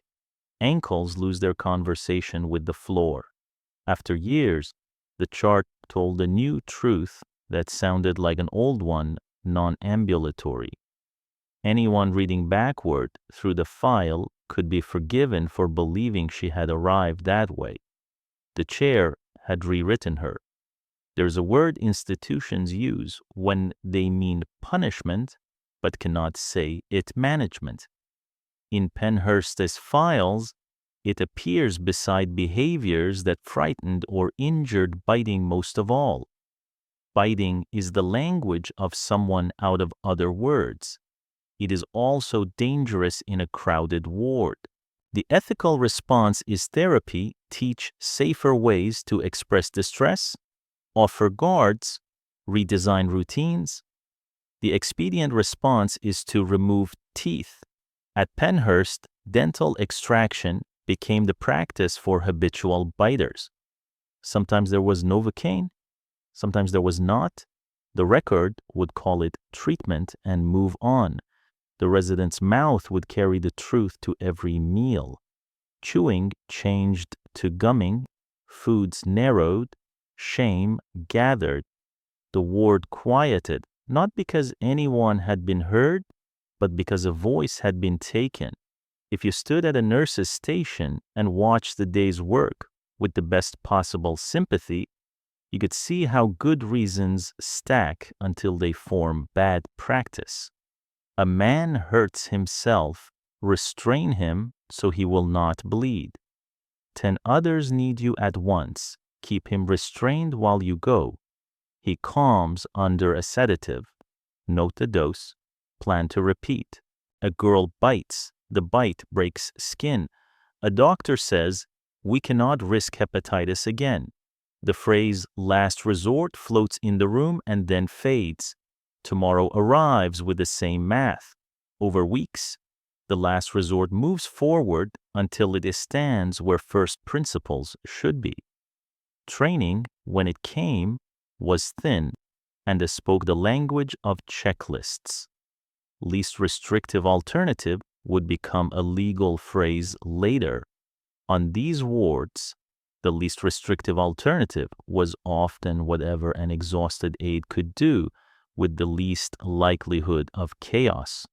A second pair of hands, the true least restrictive intervention, was not available. A door to outside air, the next best, was often locked for lack of staff to supervise. A plan that took weeks to teach breathing, counting, holding a stress toy was a luxury against a schedule that measured itself in minutes. In that economy, convenience dresses as safety, and everyone learns to complement the outfit. Not all staff surrendered to that logic. You could see stubborn acts of refusal, a woman who would not sign a restraint order without trying a walk first, a man who learned the trick of singing, of matching a resident's rhythm until the spike passed, a charge nurse who hid the straitjackets from a colleague who loved them too much. But resistance is tiring, and fatigue makes cynics of the generous. There were attendants who began in softness and ended in rules. There were also attendants who arrived with hardness already in them and found in Pennhurst's habits a permission they had not previously felt. When a culture allows harm in the name of order, it will always attract the few who enjoy harm and forgive the many who endure it. The residents' bodies bore the marks long after the immediate bruise had gone. Wrists learned the shape of cuffs. Ankles carried the bruised necklace of straps. Shoulders rolled forward from weeks in chairs. Teeth gone made faces seem older, as if a life had been accelerated by an administrative decision. Gait slowed not with age, but with disuse. Speech thinned not from mental age, but from not being spoken to as if speech mattered. These changes were then read back into the file as diagnosis declined. Increasing dependence and treatment plans were simplified to match the new reality the institution had made. A loop closed, tidy in its cruelty. Outside eyes, when they came, were quick to blame individuals. It is easier to imagine a single bad actor than a system that nudges decent people into indecency. And there were bad actors. The record will document beatings and mockery, and the kind of relish that cannot be excused by ratios. But what gave those people space to act and gave their colleagues permission to look away was the broader decision to rule by a strap and syringe. Keep order is a mandate that cannot be measured. Keep dignity is a mandate that breaks easily under pressure. Guess which one survives a 12-hour shift with too few hands? There is a particular moment that reveals the whole. A resident who has been quiet for months raises his voice, not loud, just enough that you hear him, a hoarse, urgent syllable no one has taught him to shape. An attendant, unpracticed at recognizing it as language, hears only volume. The medication cup is already on the tray. The easiest way to calm the room is to calm the man. The cup tips, the swallow is obedient. The syllable dies in the throat before it can become a word. Multiply that moment by years and by thousands, and you have the difference between a world that makes citizens and a world that makes statistics. The irony, bitter as it is, runs like a seam through this chapter. Restraint requires more attention than freedom if it is to be ethical. To restrain well is to watch, to time, to reassess, to release as soon as possible. To medicate well is to titrate with care, to evaluate side effects, to ask a person, not a chart, how the room feels through the fog. Pennhurst had none of that time to give, so it restrained in the laziest way, and it medicated in the bluntest. The building looked quiet. Quiet is not the same as peace. By the late 1960s, the marks of these methods were everywhere on bodies, in files, in the silence that fell over rooms at odd hours of the afternoon. Families came on Sundays and asked why their daughter no longer walked. The answer was never because we tied her down until her legs forgot. They asked why their son's smile looked toothless. The answer was never because we punished his fear with pliers. Institutions lie most convincingly by telling the truth too small. She's calmer now, a nurse would say. And that was true. He does not bite anymore, a doctor would note. And that, too, was true. It is the missing clause that indicts. What finally forced these practices into daylight was not a memo about pharmacology or an audit of restraint logs. It was the raw fact of being seen by those who did not belong to the culture of the building, by a reporter whose metaphors came from the street, not from the file room, and later by a cameraman whose lens did not know how to make a strap look like treatment. The next chapter is there's words and images strong enough to carry the words quiet across town lines and into living rooms, where the public could no longer pretend that stillness meant safety. The first camera would come later. First came ink. In October 1965, a small city newspaper did the unglamorous work of showing up. Walking through the doors everyone preferred to keep closed, and naming what it found. The Pottstown Papers series did not shout with the swagger of a metropolitan exposé. It spoke in the measured, astonished voice of neighbors who had gone to see for themselves and emerged with pages that smelled faintly of disinfectant and something worse. The words it chose, living nightmare, held behind a boarding school, look cut because they were plain.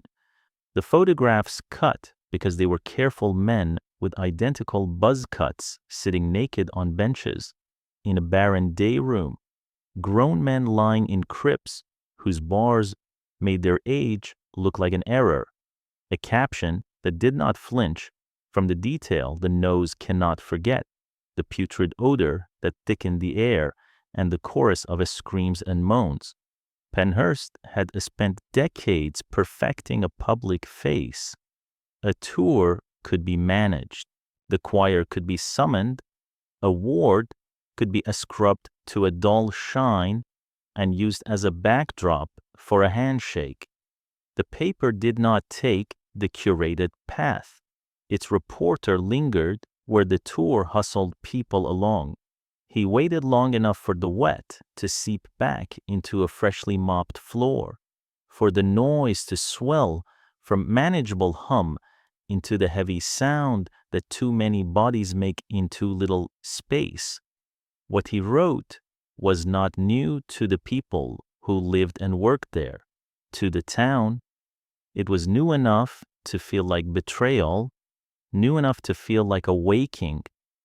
You can imagine the morning it landed, The presses rattled and thudded while most of the county still slept.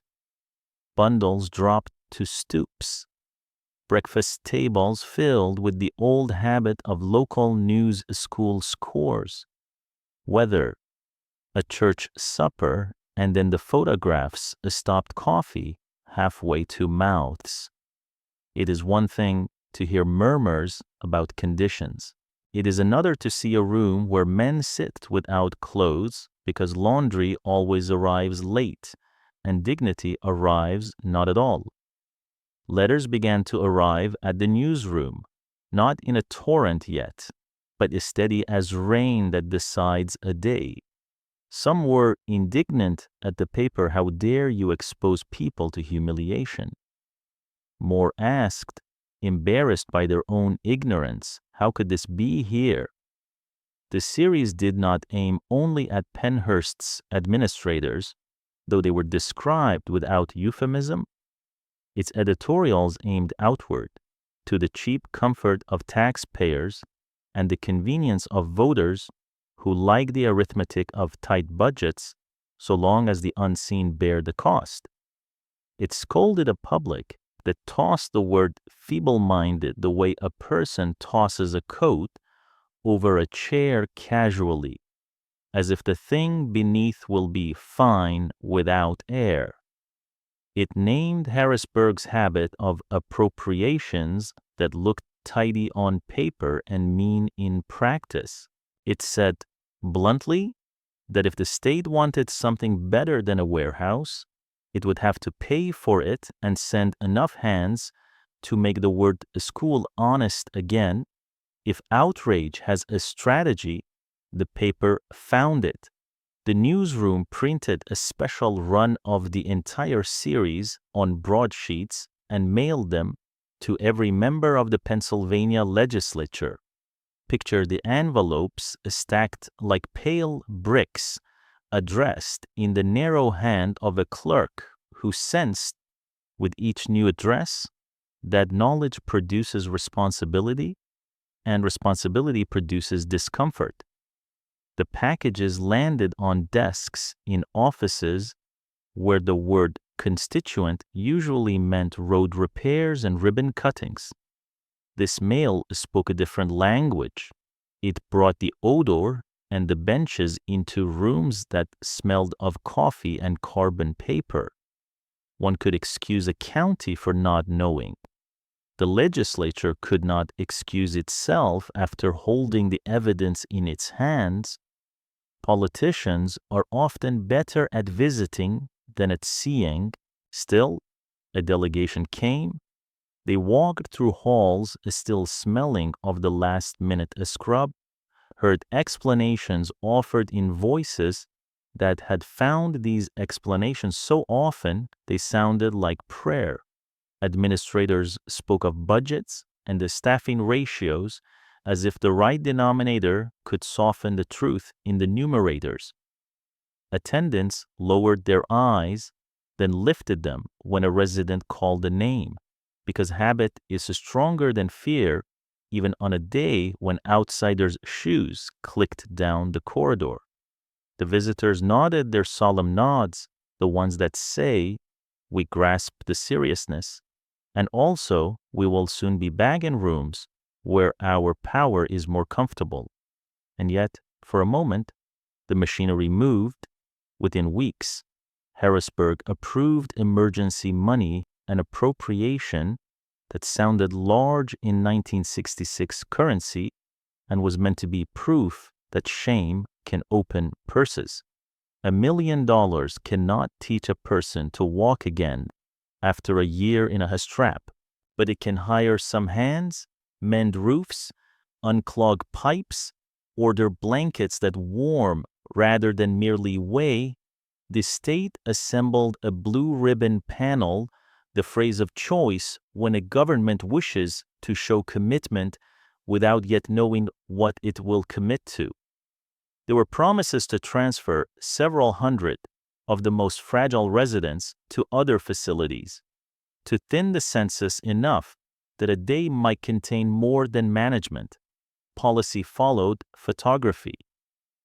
In the fall of 1966, the Commonwealth passed a Mental Health and Intellectual Disability Act that, at least in its sentences, caught up to an idea that had been waiting for a home people belong, whenever possible, in the least restrictive setting. It is a phrase that now feels almost obvious. In that moment, it was a small revolution. Least restrictive means you start with an apartment before you reach for a ward. It means a classroom before a training school. It means that freedom is not the prize for good behavior, but the standard from which you depart, only with reason, and return at the first chance.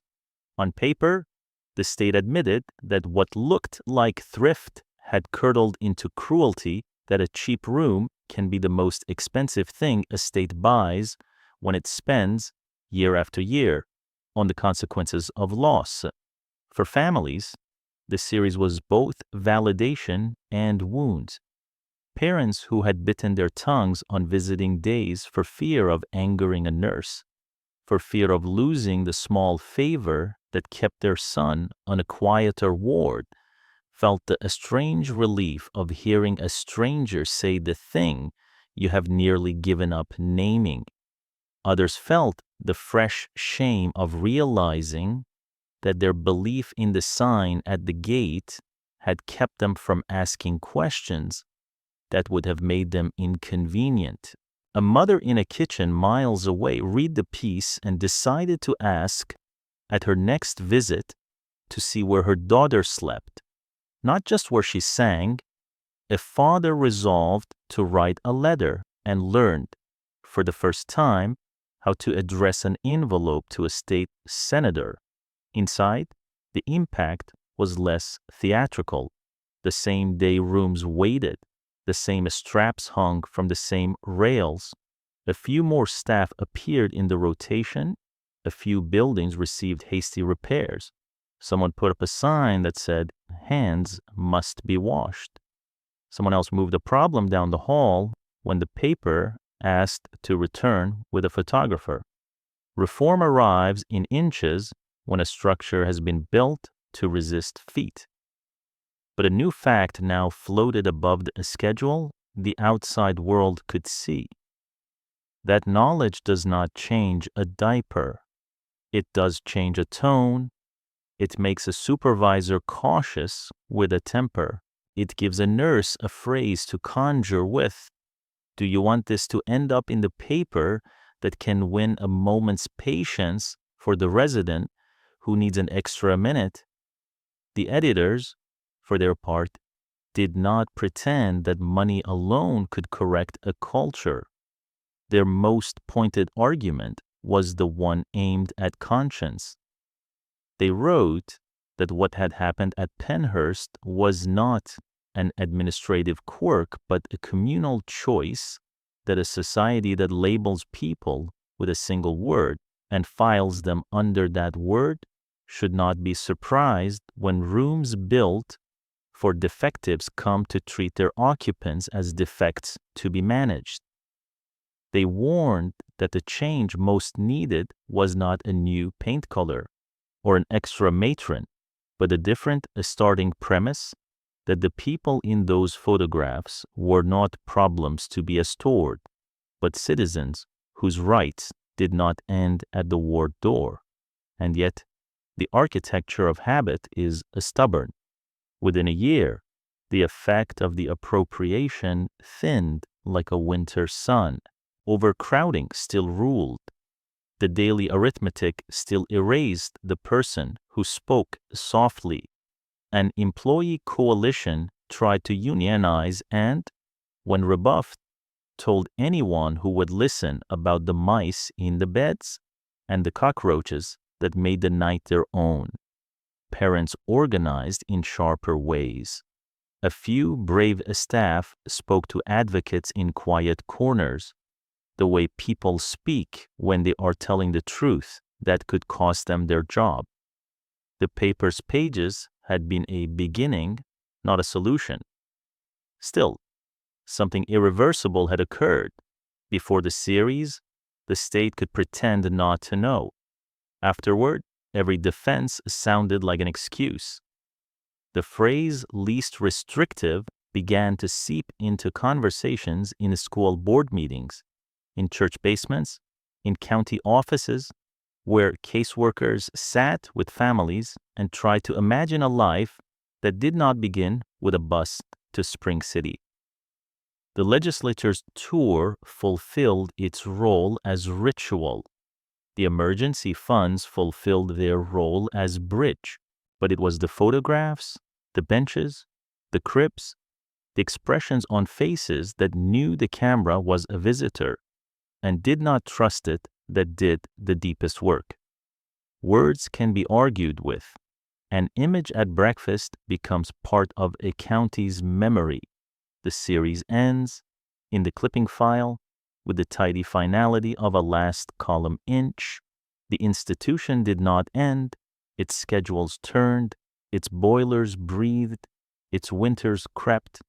But now there was a crack in the wall that did not heal, a place where later light could get in.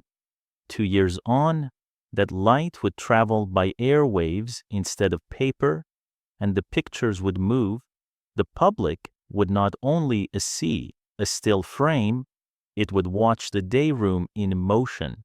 For now, we leave the newsroom quieting after press time, the editor's tie loosened, the reporter's notebook closed, the last bundle loaded onto the last truck.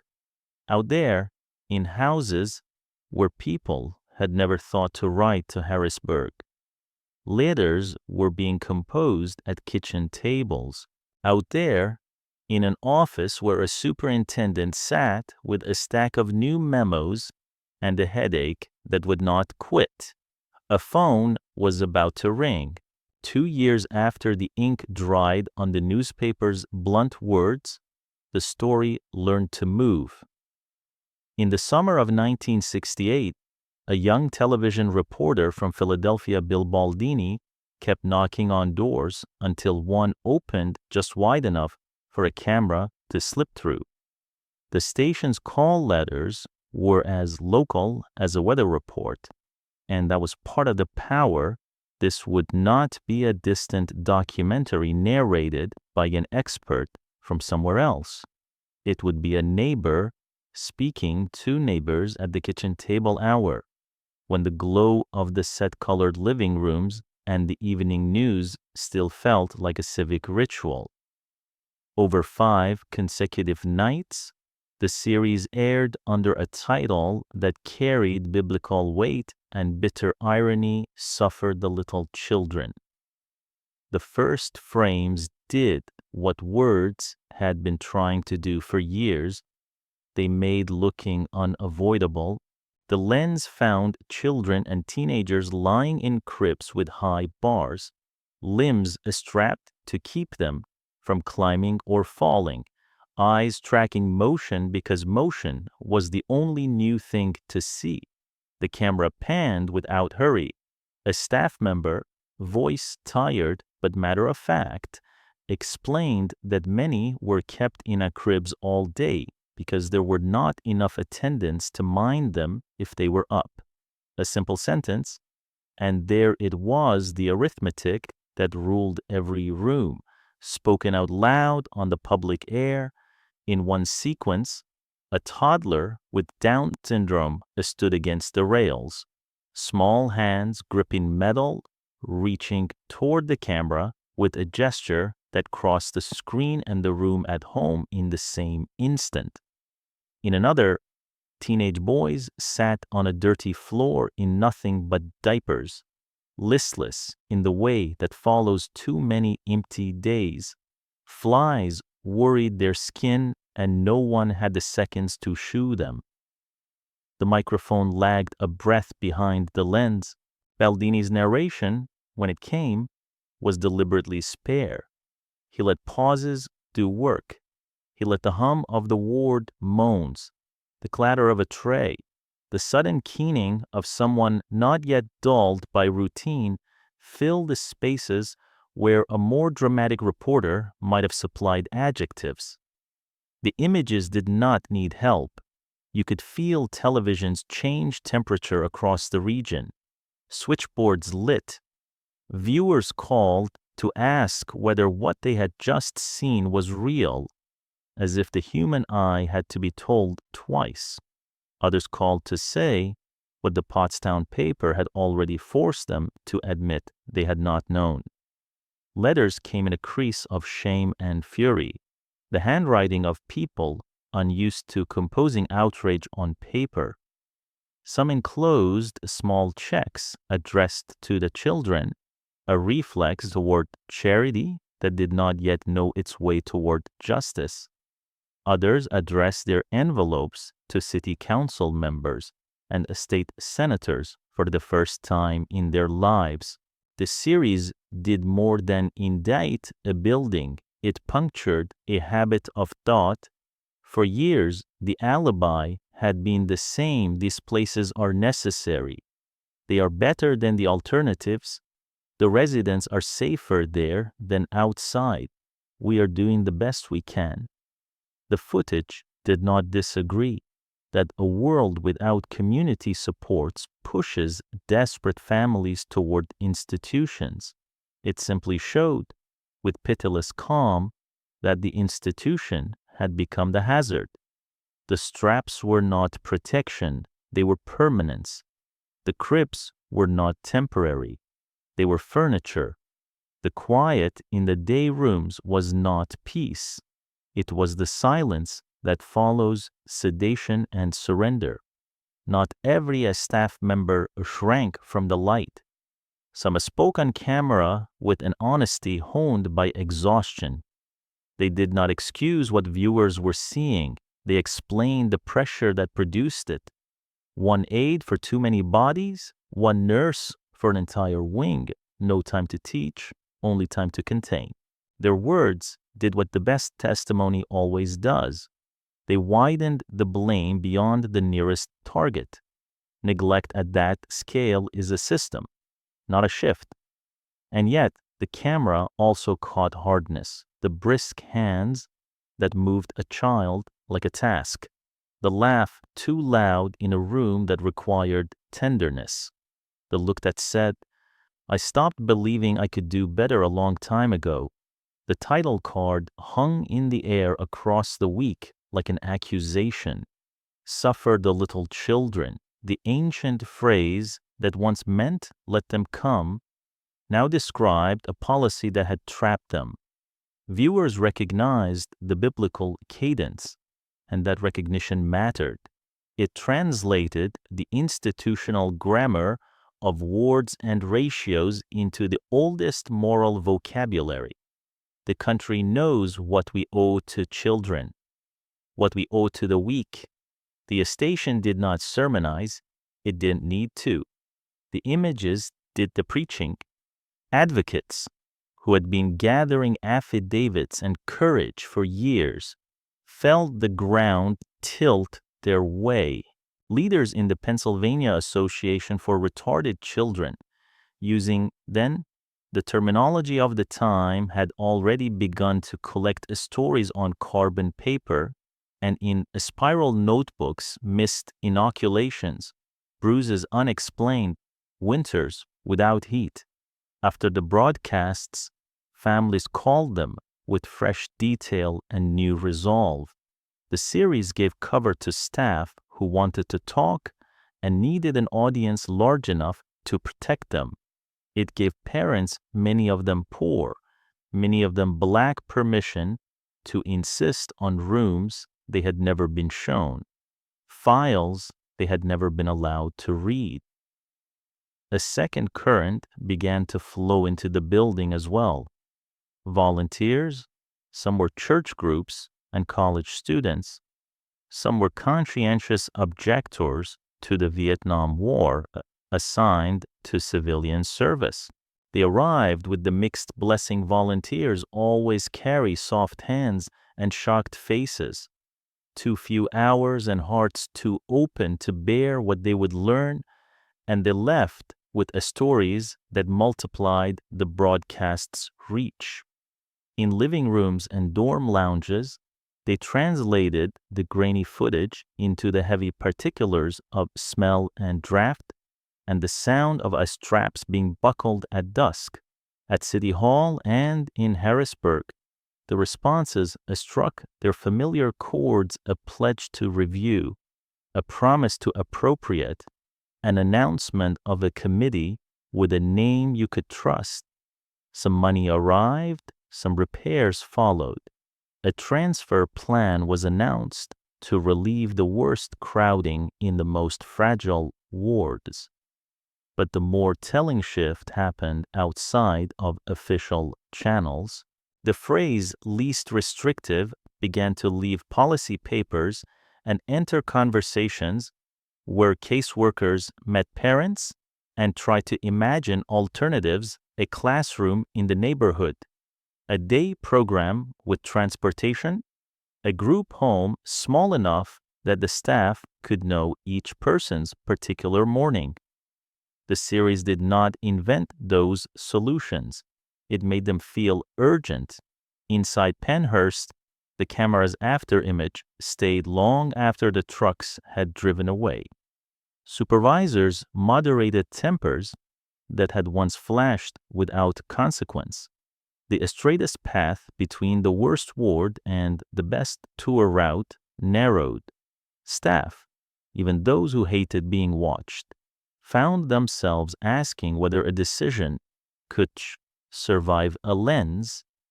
Not all such questions made better care.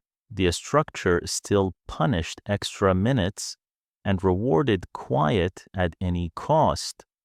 But self-awareness is a kind of door, and a crack had opened. Baldini's team returned to the newsroom each night into an atmosphere that must have felt part victory, part grief. The tape did not require adjectives.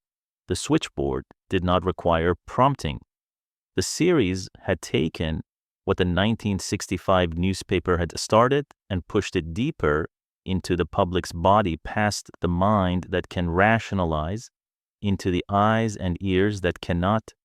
If a headline can be dismissed as sensational, a shot of a child squinting at a camera through crib bars is harder to argue with at breakfast the next day. People who had never set foot on the campus began to talk about it in barber shops and parking lots. That is how policy begins to bend, not first in chambers, but in ordinary rooms where the price of looking away grows embarrassing to defend. And still, the institution remained itself. The day after the final installment aired, trays rattled, carts rolled, belts hung where they had hung before. An extra inspector's visit does not change a culture. What changed, instead, was the distance between the ward and the public. Before the broadcast, administrators could claim misunderstanding. Afterward, they could only claim complexity. The difference is not everything, but it is not nothing. Complexity must be answered. Misunderstanding can be waved away. The series closed without fanfare, just the way it opened, with the camera refusing to look aside. It left behind something that could not be unseen and a question that could not be indefinitely deferred. If this is what our care looks like, what would care worthy of the name require for some? The answer remained more money and more staff for the same walls. For others' parents, advocates, a growing cadre of lawyers, the answer would soon be a courtroom and a new premise that people have a right not simply to be kept, but to be taught, housed, and protected in the least restrictive place possible. In the months that followed, the station kept its tapes, the families kept their letters, and the advocates kept their lists. The public had learned to look. The trick would be to keep them from blinking. The next revelations would not travel by camera alone. They would ride in on whispers about what happened at night in the blind corners and tunnels the lens had not found. Stories that would ask the public to understand not only neglect, but predation, and to face the way fear grows in places designed to make fear invisible. The pictures had opened the door. What stepped through next would be harder to watch and impossible to ignore. Night fell early inside Pennhurst. The windows took the last honest light and turned it thin. The corridors held on to dusk the way cellars do. After supper trays were stacked and belts rebuckled for the evening, a second map of the institution emerged, one drawn by shadows and habit rather than by blueprints. Staff numbers shrank as the hour grew later. The night shift learned to keep order with fewer hands, and in the spaces where eyes did not often go stairwells with burned-out bulbs. The angles where two wards met, the service tunnels that stitched the campus together, fear took up residence. The tunnels were a feat of institutional efficiency by day. They moved laundry and food, ferried attendants between buildings when a snow made the paths treacherous, kept the service life of the place invisible to visitors.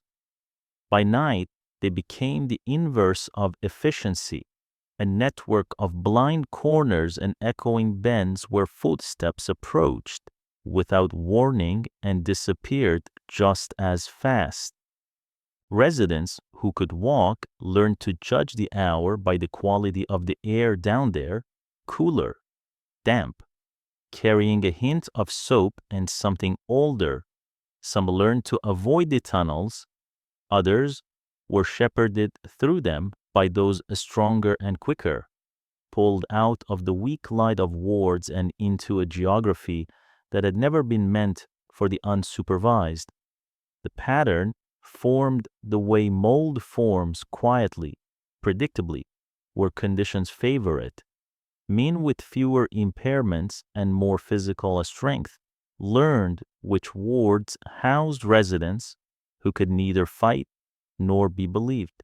They learned, too, the spans of time when an exhausted aide might sit, just for a minute, at the nurse's desk to finish documentation, or turn her back to settle someone who cried most at night, or leave the room to fetch supplies no one remembered to restock. In those minutes, things happened that files later called incidents, if they called them anything at all. Some staff knew, or half knew, the way one knows a storm by the taste of metal in the air. Others kept their knowledge at a distance to get through the night. As long as the ward was quiet at dawn, the institution judged the shift a success. There were reports of outsiders, 2 construction workers on contracts, men who learned the tunnels faster than they learned the ethics of the place, strangers in the corridors after hours. The porous boundary of a big campus is a temptation in itself. Without enough supervision, the difference between an employee and an intruder is a jacket and a confident astride. Even when staff suspected, asking meant admitting that they could not guarantee safety, and institutions built on the promise of order punish those who confess their inability to keep it. This is where architecture, staffing, and culture braid into threat. A single wide corridor, well lit, with the staff at either end and enough time to notice who is where. This is a passage. A long bend with dead bulbs, 2 doors that stick, and 1 aide tasked with 24 lives. This is a trap. A culture that treats complaints as behavior, trains victims to silence and witnesses to helplessness. Residents who try to tell by gesture, by sudden tears, by the stubborn refusal to pass a certain doorway were calmed, redirected, medicated, or disciplined for agitation. The act of surviving the night became further proof, on paper, that the night was survivable, a composite, because one story cannot carry the weight alone. A slight boy, call him Peter, though that was not his name, knows, after 2 weeks, which floorboard in the far hall clicks. He sleeps with his shoes on because they make him feel faster. He has learned that the ward grows louder after lights out, not with voices, but with the soft machinery of night. Wheels on metal, the clink of silverware is stacked for morning, a distant door that shuts heavier than it should. He has also learned the quiet that means danger when the TV on the desk goes to a late-night test pattern and the aide's attention narrows to the form she must finish. He knows which bed to slide under and how to make himself long and still. He knows the smell of the laundry tunnel better than he knows the smell of rain. His vocabulary is small. The language of his body is precise, the grip on a rail, the bolt when footsteps change speed. He has tried to tell with words and failed. He has tried with drawing doors as teeth, hallways as mouths. The nurse, kind and hurried, called it interesting art and pinned it to a corkboard by the station, where it hung for a week and then fell behind a file cabinet. Peter learned to tell no one and to learn the building instead. Advocates heard about nights like these the way people always hear the dangerous truths of closed places through whispers from staff who could not stand what they had seen and could not fix it alone, through parents who noticed bruises that did not match the story on the lips that offered them, through residents whose behaviors changed with a pattern that explained itself if anyone bothered to map it against a floor plan and a shift schedule. By 1968, the Pennsylvania Association for Retarded Children, the title of the era, had collected enough fragments that a picture formed assaults not rare but nightly. Victims targeted because they were easier to move, easier to silence, less likely to be believed. A tacit allowance that reached from attendants afraid to sound alarms, through supervisors trained to avoid a scandal, to administrators who understood that acknowledging predation would mean acknowledging a system out of control. What to do with such knowledge in a place that punishes whistleblowers and blames victims? Park worried that a loud public accusation would simply lead to informants being found and fired, to residents with the least protection being moved to worse wards, to denials that hardened rather than softened.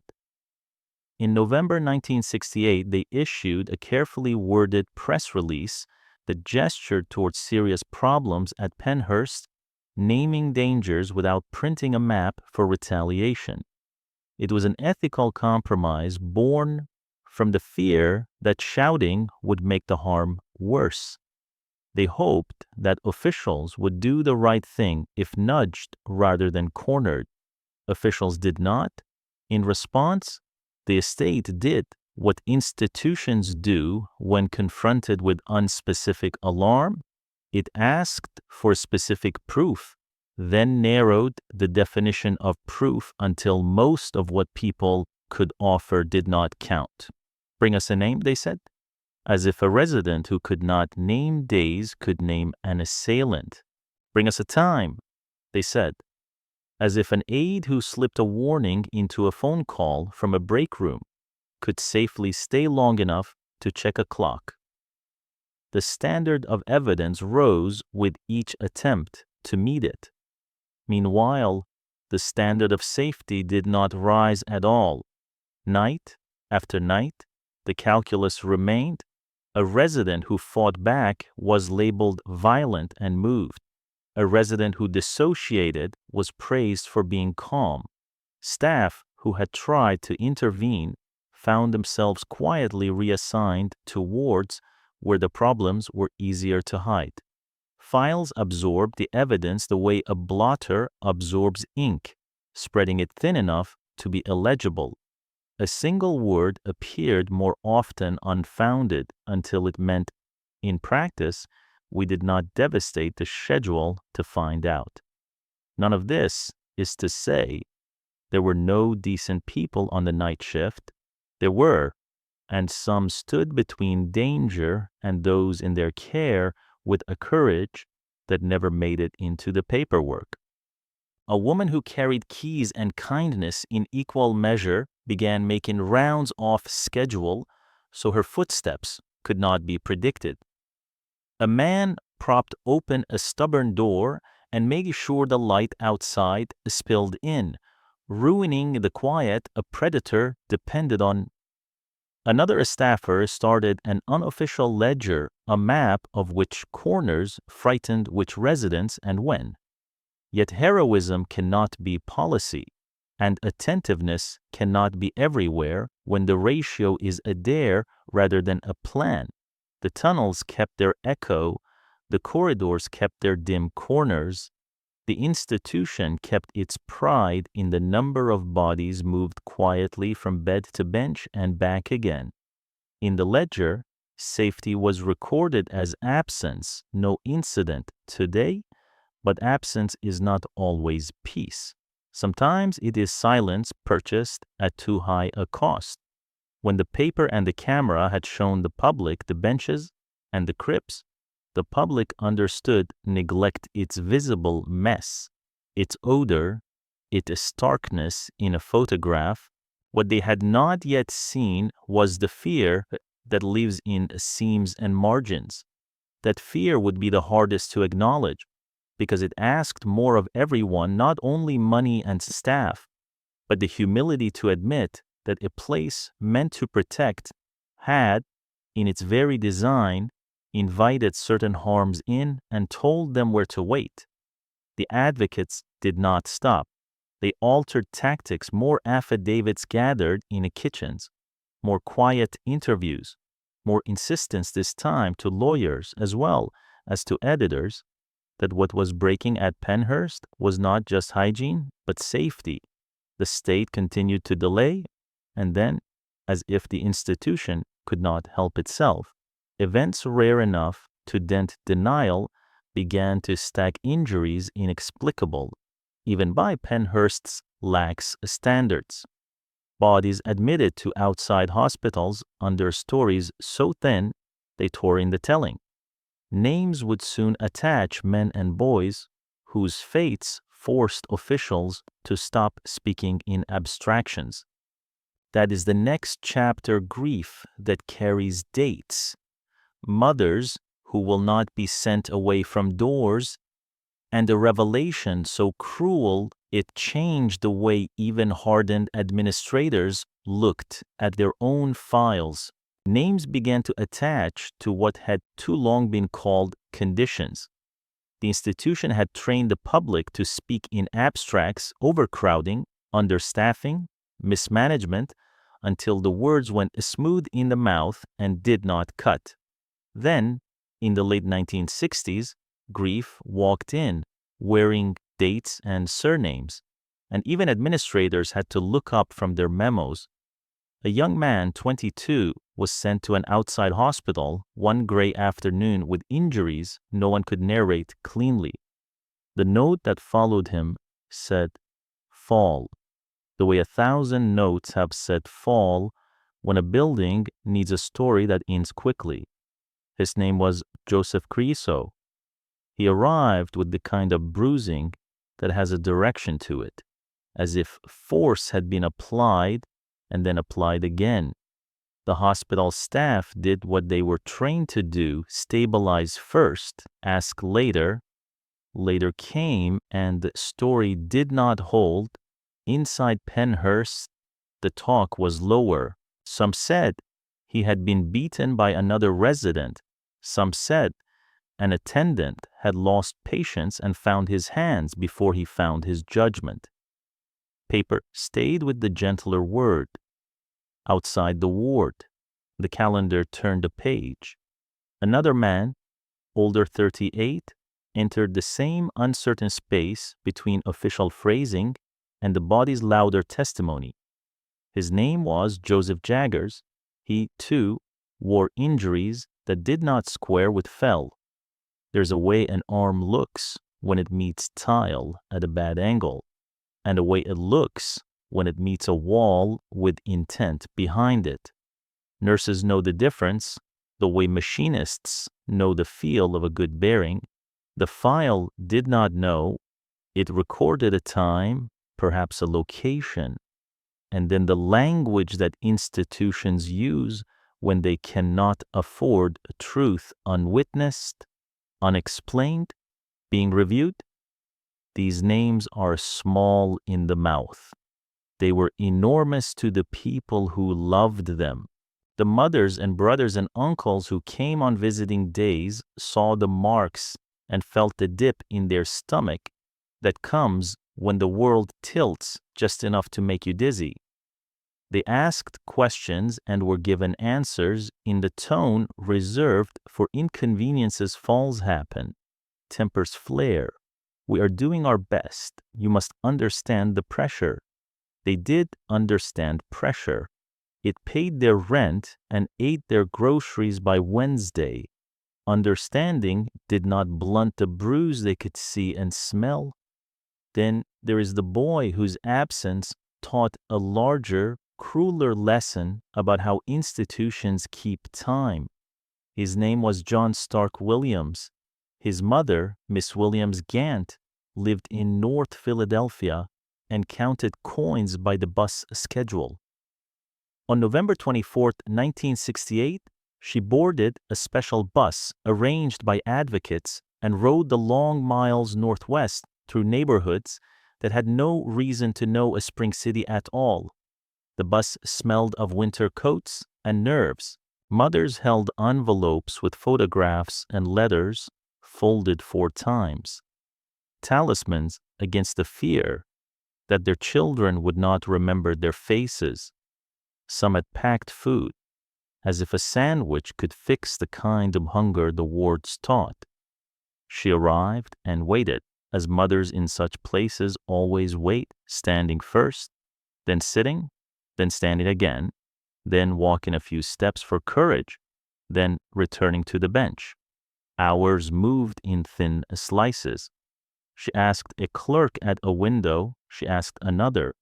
Each time, the person on the other side of the glass consulted a list that was not quite current, a log that substituted neatness for accuracy, a tone that said, "I am doing you a favor by answering at all."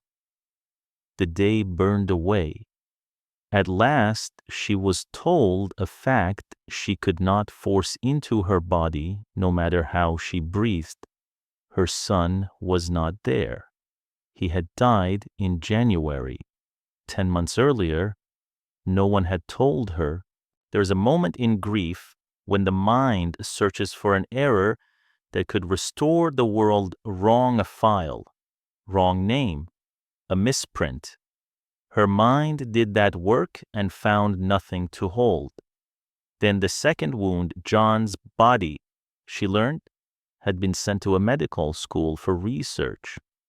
Not because she had signed a paper, not because anyone had asked, because a system that had learned to seize convenience wherever it could took possession of him even in death and made him useful to someone else's education. When the family asked to bring him home, the heaviest indignity remained. They were told that reclaiming his remains required a fee to the school. The phrase carried the casual cruelty of a clerk explaining postage. By the time they saw him again, there was not much to see that could be seen with the eyes of love. He had been cut, studied, shared with students in rooms where his name did not matter. The family did what families always do when presented with insult and told to call it policy. They found the money. They paid a price to bury their boy because the state had already decided what he was worth alive and dead. In the telling, this becomes a story about a single institution. It is also a story about class and distance and the kind of power that speaks in appointment times and sealed envelopes. Ms. Gant had to arrange her work around a bus departure. She had to find childcare for the younger ones if there were younger ones. She had to pay fare from a purse that had too often been asked to do more than one job. The distance from her kitchen to her son's bed was measured not only in miles, but in the kinds of doors that require the right tone to open. She did not have the tone. Pennhurst did. Race threaded through every step like a wire you cannot see until it cuts. A poor black mother from North Philadelphia had as much standing in that office as the clerk wished to grant her no more. If a middle-class father with a business card and a lawyer could be waved past the gate, she was asked to sit while someone searched for someone authorized to tell her what had been true since January. The institution was a factory for helplessness. The state supplied the raw materials. The era supplied the conviction that people like her should be grateful for any word at all. What does it mean to send a body to a school without permission?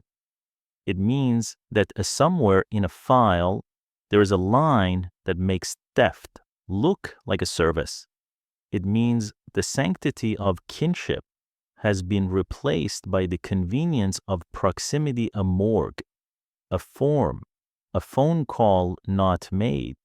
It means the dead are treated like consumables because the living have been treated like inventory for so long that the habit continues past the last breath.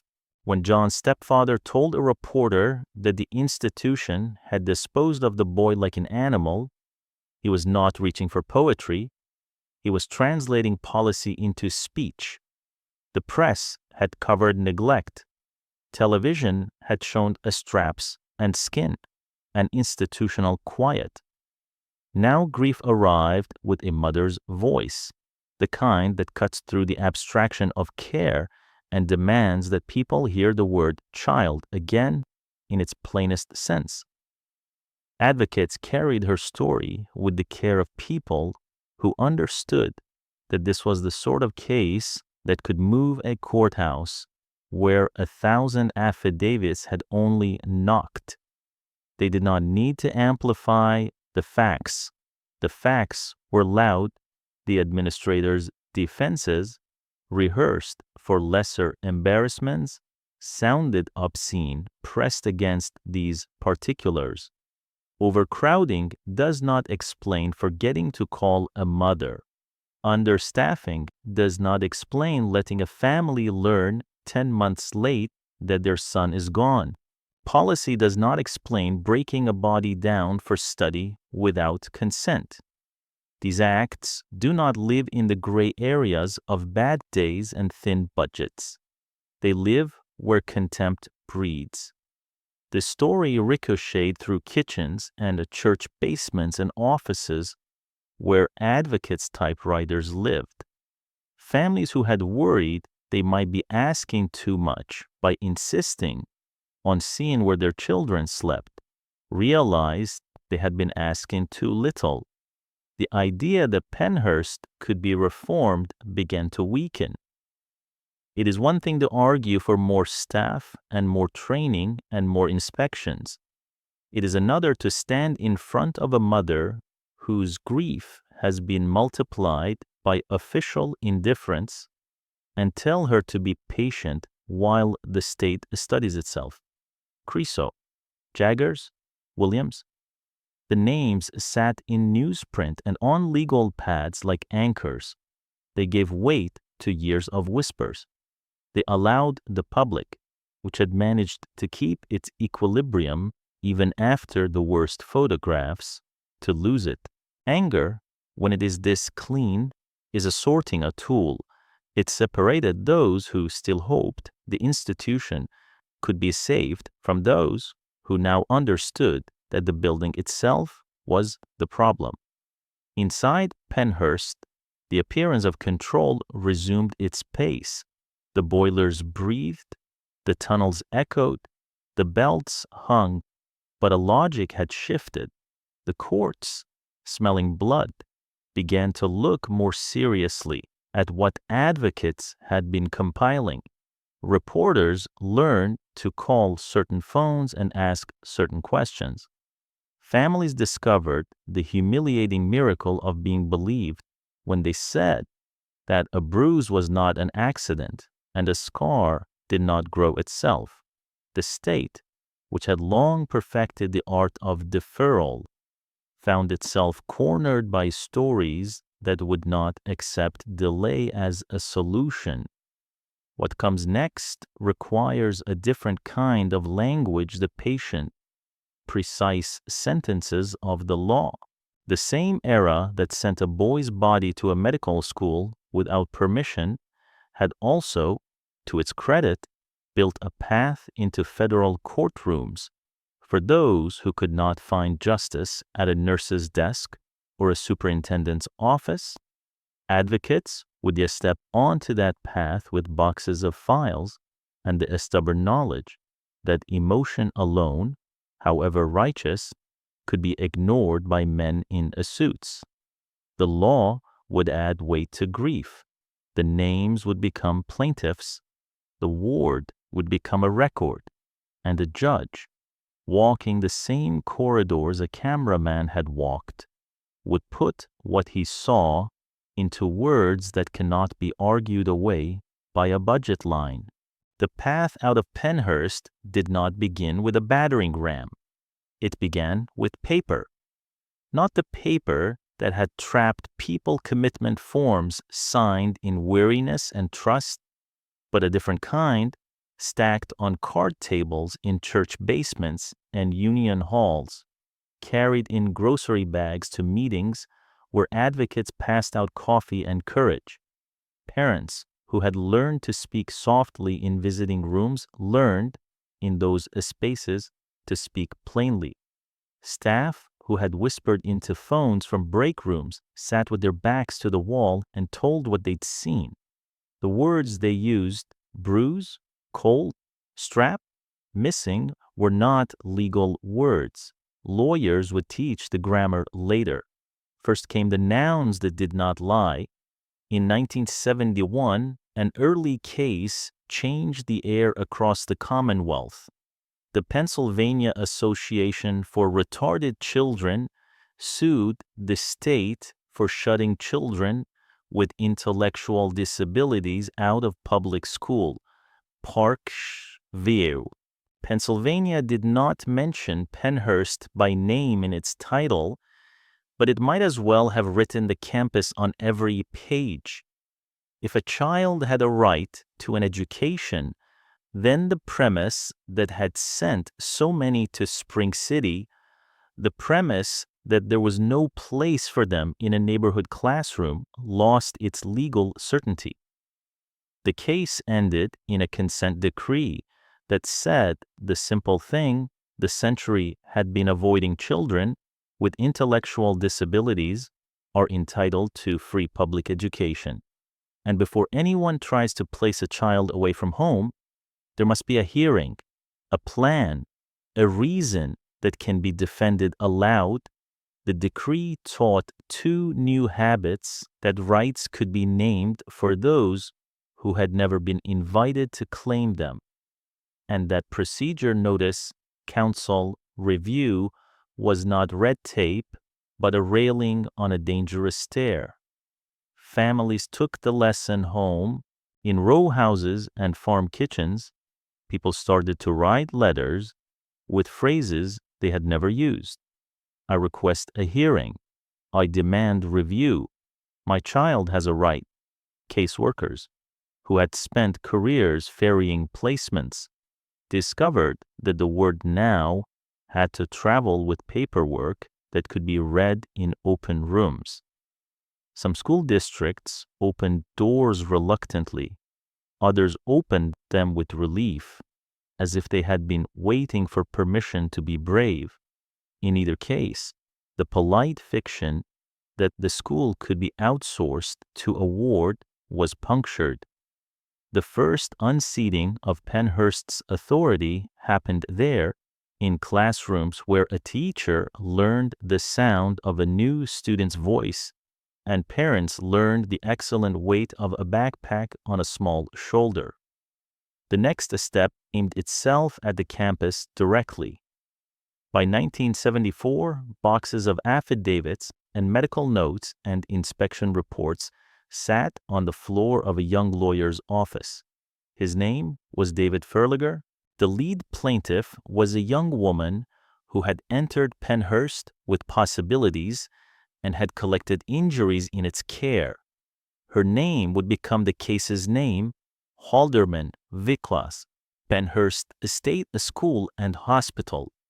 It would be filed not only against the institution, but against the state officials who sustained it, because the harm did not stop at a superintendent's desk. The suit alleged that the Constitution's promises due process, equal protection, freedom from cruelty did not dissolve at a ward door, that Pennsylvania's own mental health and disability statutes meant what they said when they spoke of habilitation and least restrictive settings, and that warehousing human beings without meaningful training or safety was not an unfortunate tradition, but an unlawful one. Habilitation is a word the public had not often heard. It does not mean restoring what was lost, as rehabilitation does after injury. It means building what was never afforded the chance to grow.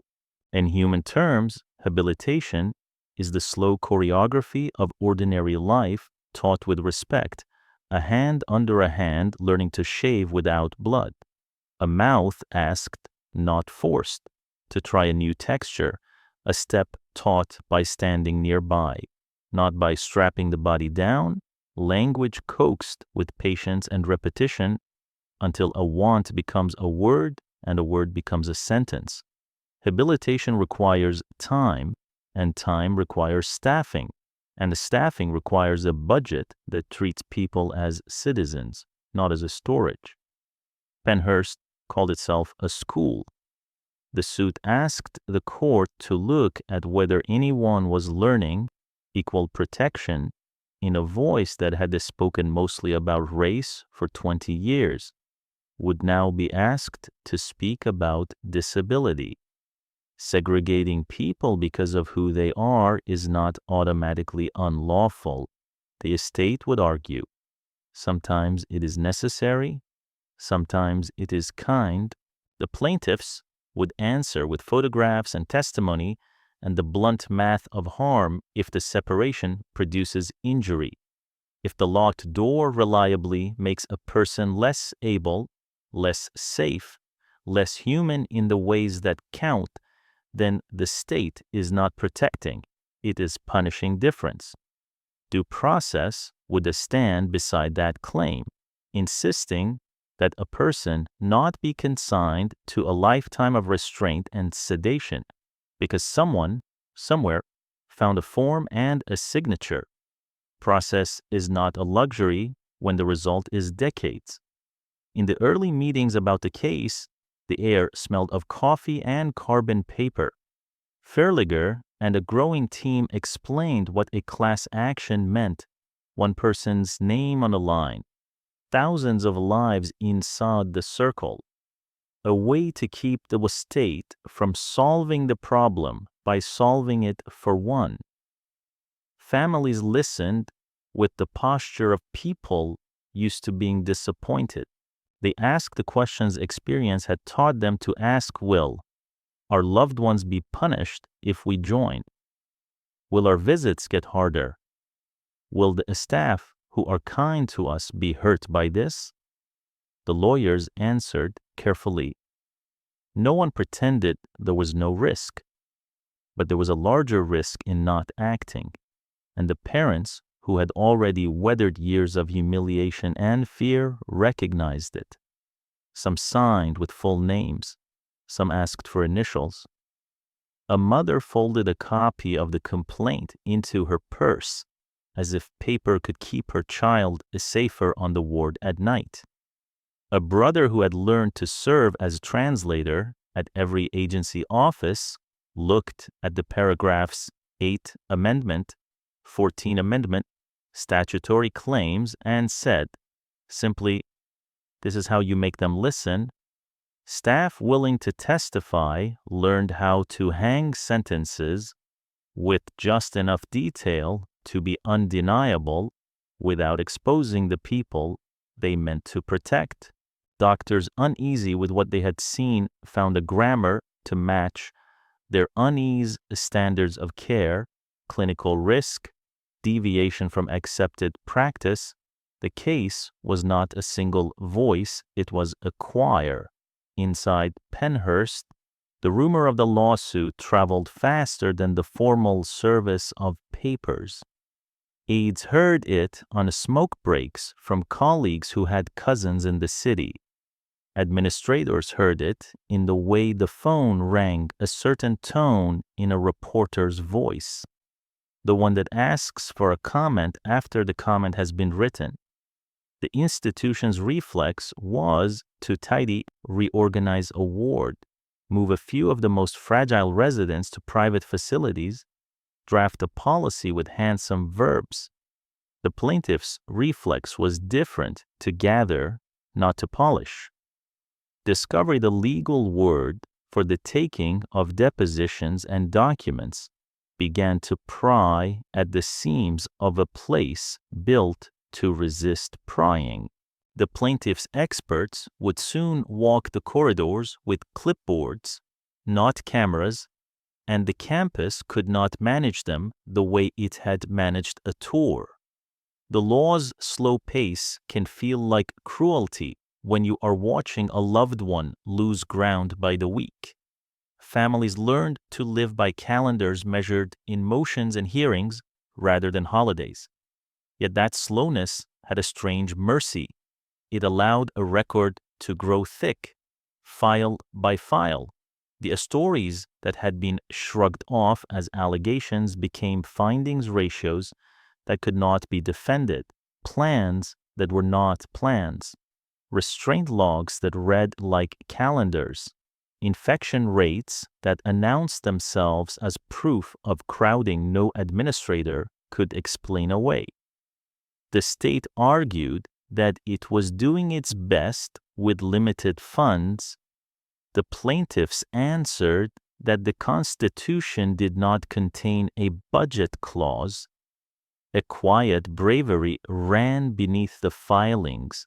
A mother agreed to be deposed, though the very sight of a conference room stiffened her spine into the posture of shame she had learned at intake years ago. A former attendant, hands shaking, named the practices he had once accepted as normal and now understood as harm. A young resident, steadied by an advocate on one side and a lawyer on the other, found words slow but steady to tell how nights felt when the lights were off and the footsteps changed. These were not dramatic speeches. They were simple declarations under oath, and they traveled farther than any shout because they carried the weight of a court reporter's keys. Outside the courtroom, the words that had been gaining strength since 1966, least restrictive, began to acquire substance. Advocates did not merely argue against the institution, they argued for something: small homes in neighborhoods, day programs where work was a set of tasks matched to a person, not a ward-sized chore schedule. Teachers trained to believe that learning is not a luxury, but a right. Nurses with enough time to notice the difference between a drug's side effect and a sadness that could be addressed with a walk. The lawsuit's demand for habilitation in the least restrictive environment sounded abstract in headlines. In kitchens, it sounded like this: my daughter at a table with 4 others, one staff who knows her laugh, supper at 6, dishes at 6:30, the evening news on low because she prefers music. By the time the complaint was thick with amendments and the docket filled with the case's name, even officials who had defended Pennhurst in public began to speak more softly in private. Some understood that the building could not be saved without being reinvented into something smaller than its own walls allowed. Others understood only that the old answers would no longer pass muster. Either way, the center had shifted. The law had given grief a spine. What followed the long trial, the judge with a notebook and a good pair of shoes walking the corridors, the opinion that would call things by their right names belongs to the next chapter. For now, it is enough to honor the hinge this moment represented, from resignation to assertion, from whispers to affidavits, from a building's pride to a court's jurisdiction. The people who stepped forward then did not know how long it would take. Only that time inside the ward always cost more than time inside a courtroom. They put their names to paper to buy a different future, and price by price, they began to change the math. Courtrooms have their own weather. The air is too cool, the lights are relentless, time moves in pages, not in minutes, and words are weighed the way gold once was, against a standard the room has agreed to honor. In 1977, Pennhurst entered such a room and found that the old explanations were lighter than they had believed. The case that carried the institution's name, Halderman v. Pennhurst State School and Hospital, came to trial after years of gathering affidavits taken on kitchen chairs, medical notes lifted from files that had learned to disguise harm as policy, photographs that looked like evidence even before they were stamped as such. For 32 days, testimony replaced rumor. A United States District Judge, Raymond J. Broderick, placed his pen on the table and listened. He did more than listen. He went. Judges are not required to visit the places their opinions will name. Few do. Broderick walked the corridors that reporters had filmed and families had memorized by heart, the doorways with the paint rubbed off where hands always caught, the day rooms that hummed too steadily for places meant to teach, the winter windows with their thin frost. He saw the straps not as abstract restraints, but as the leather and canvas that had left bruises at the wrist and ankle. He saw what overcrowding means when it is not a statistic, but a smell, a sound, a schedule that erases preference and replaces it with compliance.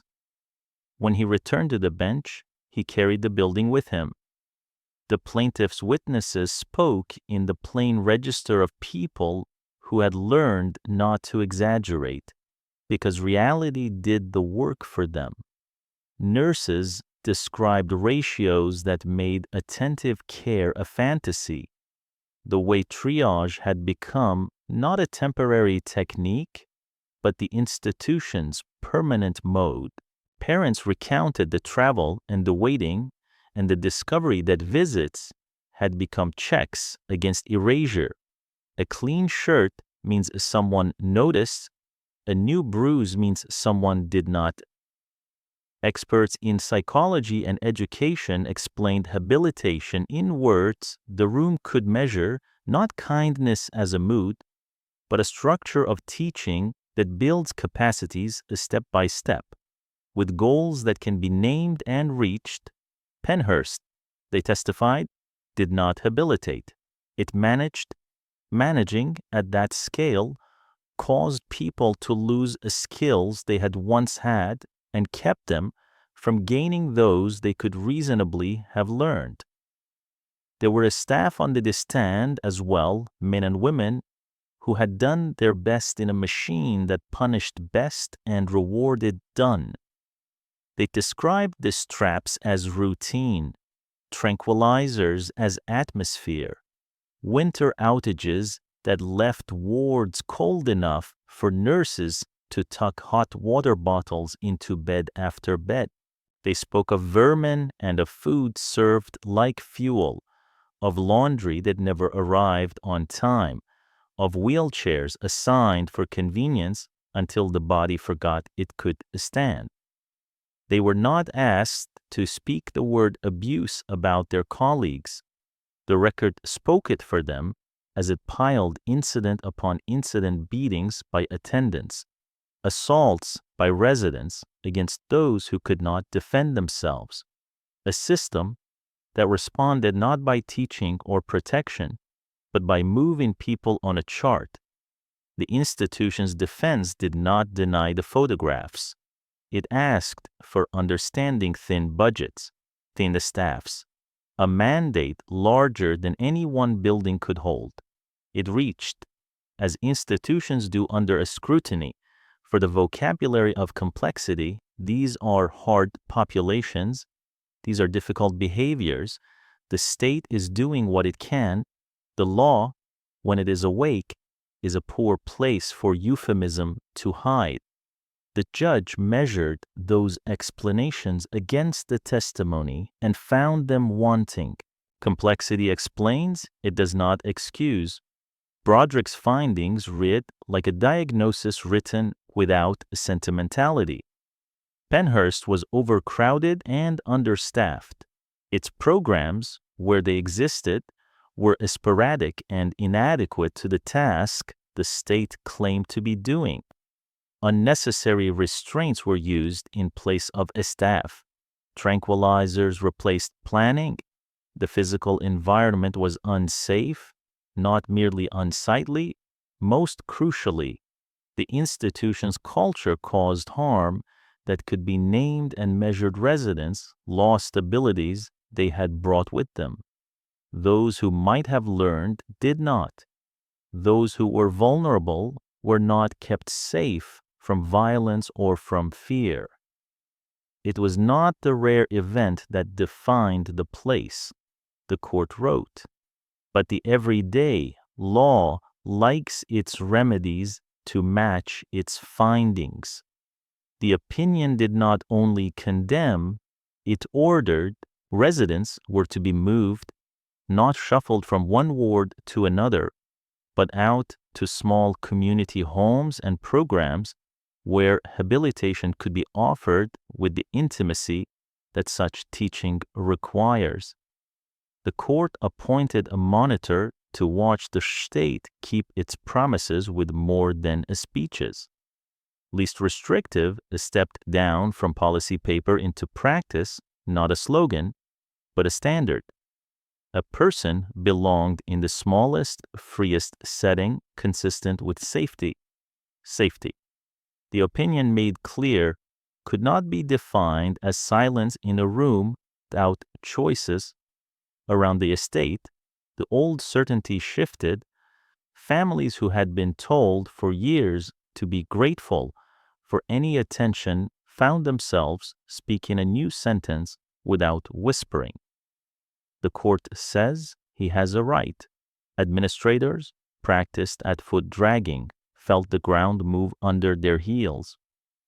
The building did not close in a day. Nothing so entrenched closes in a day, but the direction of travel changed.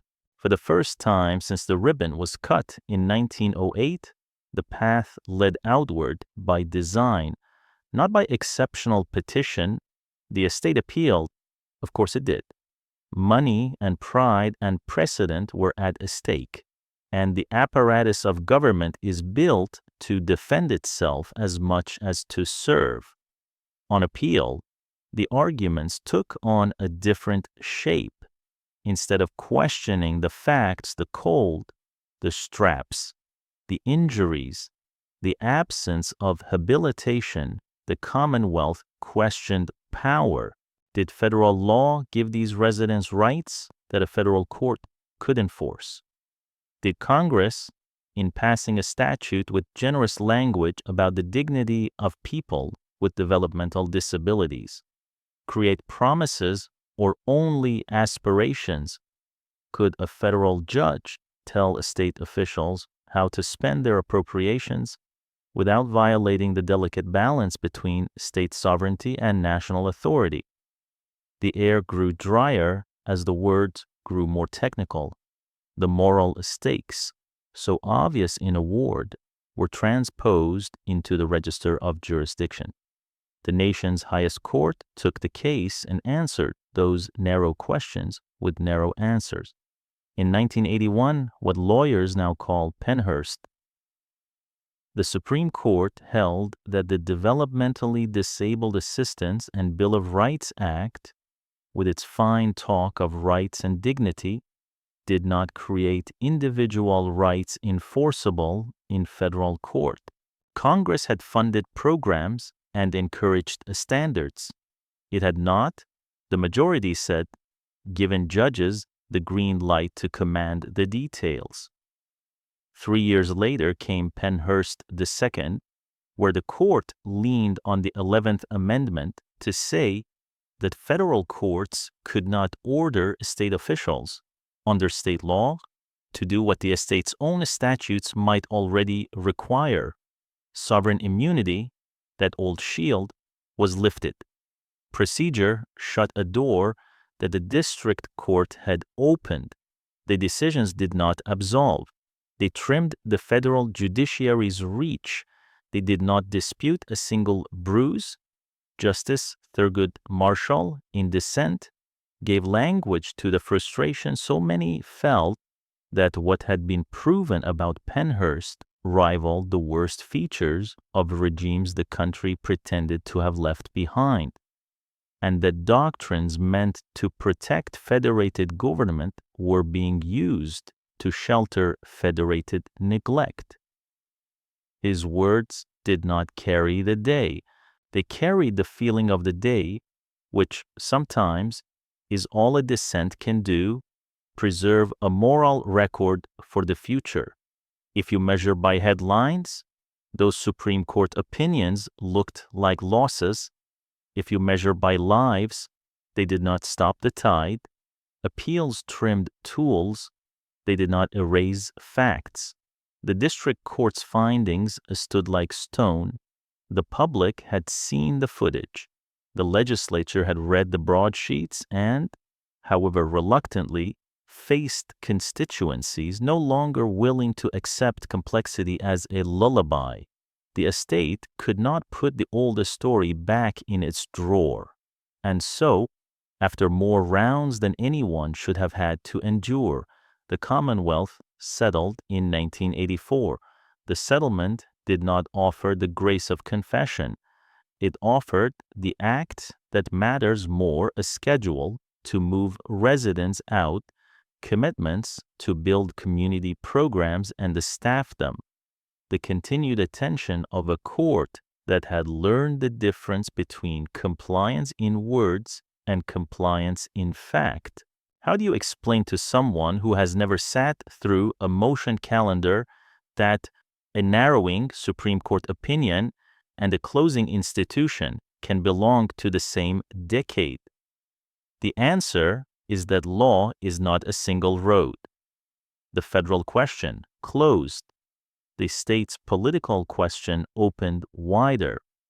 County commissioners willing to hide behind federalism in the morning still had to answer to mothers in the afternoon. Governors who could say, Our hands are tied about one doctrine, still had to plan budgets that matched the new world. The district court and the public had insisted on. The litigation, for all its detours, had performed its central magic. It had turned rumor into record. Broderick's opinion dense, careful, stubbornly specific became the text to which everyone returned when memory threatened to soften. It said, with the authority of a court that had seen for itself that Pennhurst, as constituted, was unlawful and harmful, that a school must mean more than benches and restraint logs, that hospital must mean more than a medication cart, that constitutional promises do not fade with the paint on a ward door. Legislators skeptical of advocates read it to learn the phrases they would need to defend new budgets. Parents skeptical of legislators read it to remind themselves that their insistence was not impudence, but citizenship. In the years just after settlement, the work turned painstaking. Case by case, people were assessed not by the old shorthand moron, imbecile, untrainable, but by what they loved and feared, by what they could do and might learn. Small houses opened with porches and staff who knew that habilitation begins with breakfast at your own table and the dignity of choosing your shirt. Day programs found the line between work and therapy and walked it with respect. Some residents flourished as if the world had been waiting for them. Others, carrying scars visible and not, needed time and patience beyond what budgets ever imagined. But the point, at last, was not whether the outside would be perfect. It was that the outside was a place where imperfection could be addressed without straps and without the especial darkness that gathers in tunnels at night. If you step back from the case books and look at the shape of the thing, you can see why this chapter matters beyond the name on the caption. A judge visited a place and believed his eyes. A trial produced a record strong enough to survive the narrowing winds of doctrine. A settlement, forced by facts that would not be denied, turned a state's face in a new direction. Procedure complicated morality along the way. It often does. But morality, transcribed into findings of fact, proved stubborn. That stubbornness is the legacy. Paper, this time, pried the door. The building still stood for a while. The boilers breathed. Lighter now, the tunnels echoed with fewer carts. The final shutting of the doors, the last page of the ledger, the last set of keys turned in at the superintendent's office belonged 2 years further on. So did the inevitable prosecutions that proved how long cruelty can linger even when judgment is pronounced. That is the next chapter. For now, let the opinions sentences stand in the cool courtroom air where they were written not dramatic, not punitive, but devastatingly clear. The law, slow and often late, had finally caught up to the smell in the wards. The law bent the arc. People had to carry it the rest of the way. After the settlement in 1984, the slow outward tide began. Caseworkers who had spent careers filling wards learned to write plans that pointed toward streets and porches. Teams reassessed residents as if meeting them for the first time, not by all the shorthands, but by what could be taught and what might bloom with attention. A woman long labeled untrainable sat at a kitchen table in a group home and learned to butter toast. A man who had lost walking in a chair he never needed rediscovered his balance with a therapist who refused straps and kept a hand at his elbow. The success stories were not miraculous. They were ordinary. and their ordinariness was the miracle supper at 6, dishes at 6:30, a radio low because someone preferred it that way, a bedtime laugh that belonged to the person laughing, not to a ward. The ark did not lift everyone evenly. Some moved with the ease of plants given sun. Others, bearing injuries that did not show on film, struggled. A person who had lived years without choices sometimes found choices frightening. A man taught to be silent in order to survive needed months before his voice would stay in the room after it left his throat. Medications, once used as a weather system, had to be recalibrated or set aside. Side effects took off their masks and demanded to be named. Staff in community programs learned a curriculum the institution had never taught: how to sit with someone through a first panic, how to teach money with coins and patience, how to recognize that a scream might be a memory arriving without invitation. Budgets, even in the New World, were thin. Good intentions had to stretch. There were failures homes that closed, programs that faltered, gaps in the promised net. No one who tells this story is straight, pretends that outside was perfect. It was simply a place where harm could be addressed without straps, where neighbors walked past and waved, where a porch light meant welcome instead of surveillance. Inside Pennhurst, the rooms thinned. By 1986, only a few hundred remained, their names taped to doors that had learned too many names. Staff who had spent their adult lives on the campus began to plan goodbyes. Some headed to the community with their charges. Some retired. Some left without looking back. The boilers breathed more quietly. The tunnels echoed with fewer carts. Demolition dust's smell barely hinted in the air like a rumor. On December 9th, 1987, the keys clinked for the last time. After 79 years, the institution shut its doors. The ledger closed not with fanfare, but with a superintendent counting the last pages and signing the last lines. The calendar called it a winter day. Those who had waited called it a season changing. Even with the tide running out, the old culture coughed up its last cruelties. In the early 1980s, criminal indictments found their way to courtrooms not for policy, but for beatings and deliberate mistreatment. The prosecutions did not surprise those who had peered past the curated tours. They proved what advocates had said, that when a place learns to manage by force, some will come who prefer force, and others will learn to tolerate it because the schedule rewards results without asking the price. The charges hastened the logic the settlement had already set in motion. If you can make a case for prison inside a school, the argument for closing the school answers itself. When the residents left, they carried two kinds of souvenirs: scars that registered in charts and scars that did not. There were wrists that still wore the memory of cuffs and ankles that remembered straps. There were shoulders rolled forward from too many hours in wheelchairs assigned for convenience. There were smiles missing teeth taken in the name of management.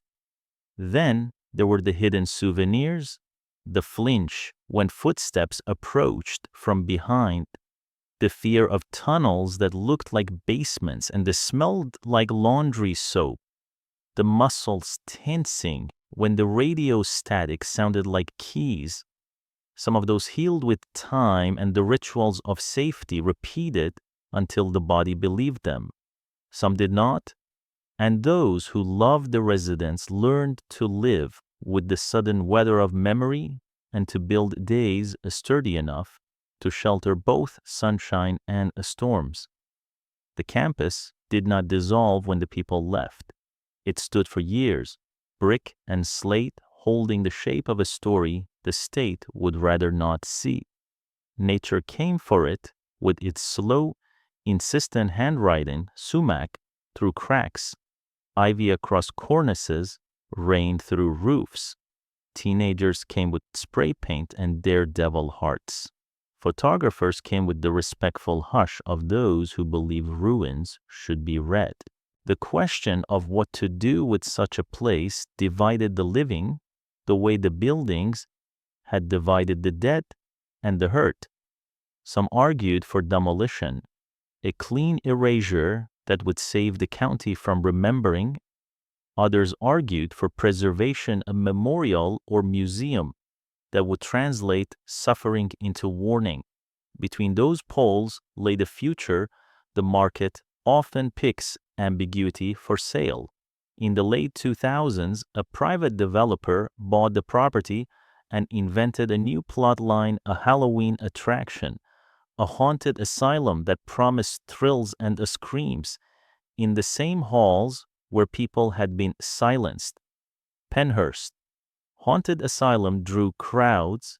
To some, it seemed a way to keep the buildings from falling to pieces outright, and with a small museum attached to keep the history slightly alive. To others, families, advocates, survivors, it felt like desecration. The distinction mattered. Pennhurst's ghosts do not belong to folklore. They belong to medical files, affidavits, and the quiet rooms of people who still wake at night with the echo of a key in the mind. To turn a ward into a funhouse is to mislabel a wound. The debate burned hot, cooled, and burned again with each October. It has never fully gone out. The estate, at least, found a way to say a serious word out loud. In 2010, a historical marker rose on the grounds, blue and gold against red, brick, and green, speaking not of architecture or famous visitors, but of a civil rights struggle.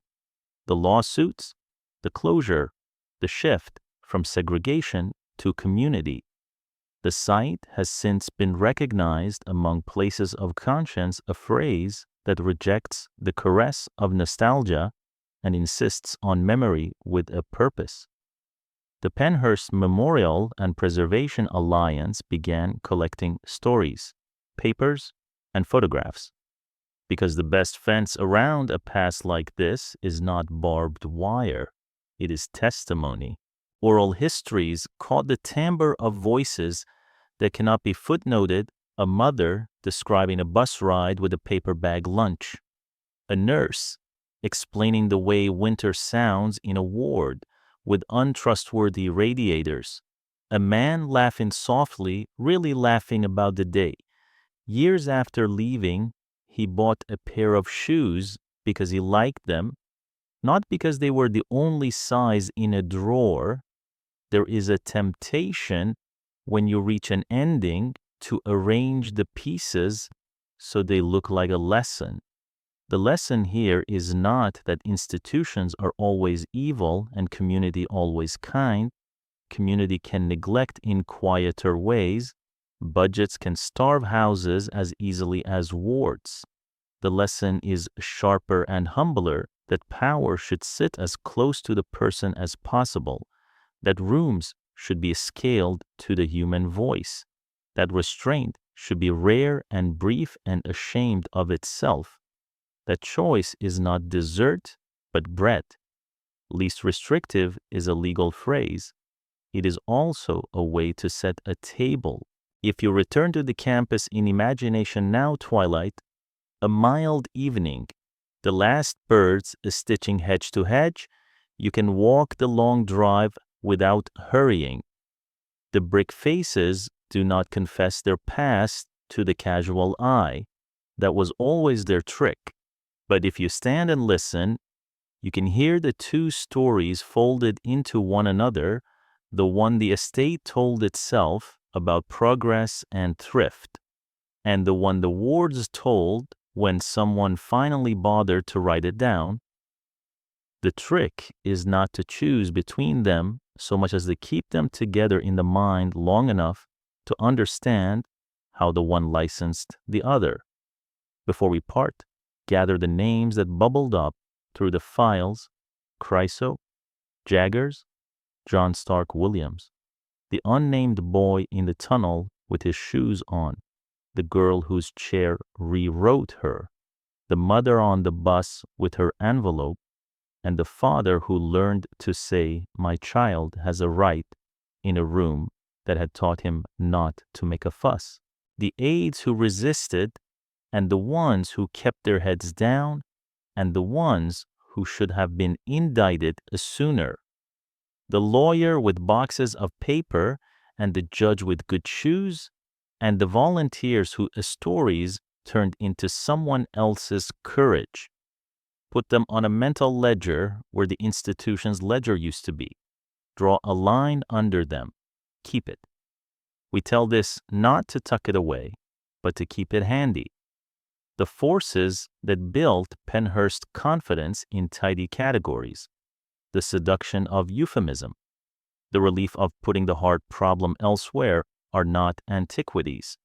They are tidy, persuasive, and ready to be drafted again whenever budgets pinch and fear rises. The opposite requires more work and less grandeur, small rooms, long patience, listening as policy. It is slower than ribbon cuttings. It is the work that keeps us from needing institutions we will later have to litigate against. The evening fades. The fan hums. Somewhere in a group home, supper dishes dry in a rack and a porch light clicks on. A man in a sweater steps outside and tells someone the weather. He does not know the campus by name. He does not have to. He is the point.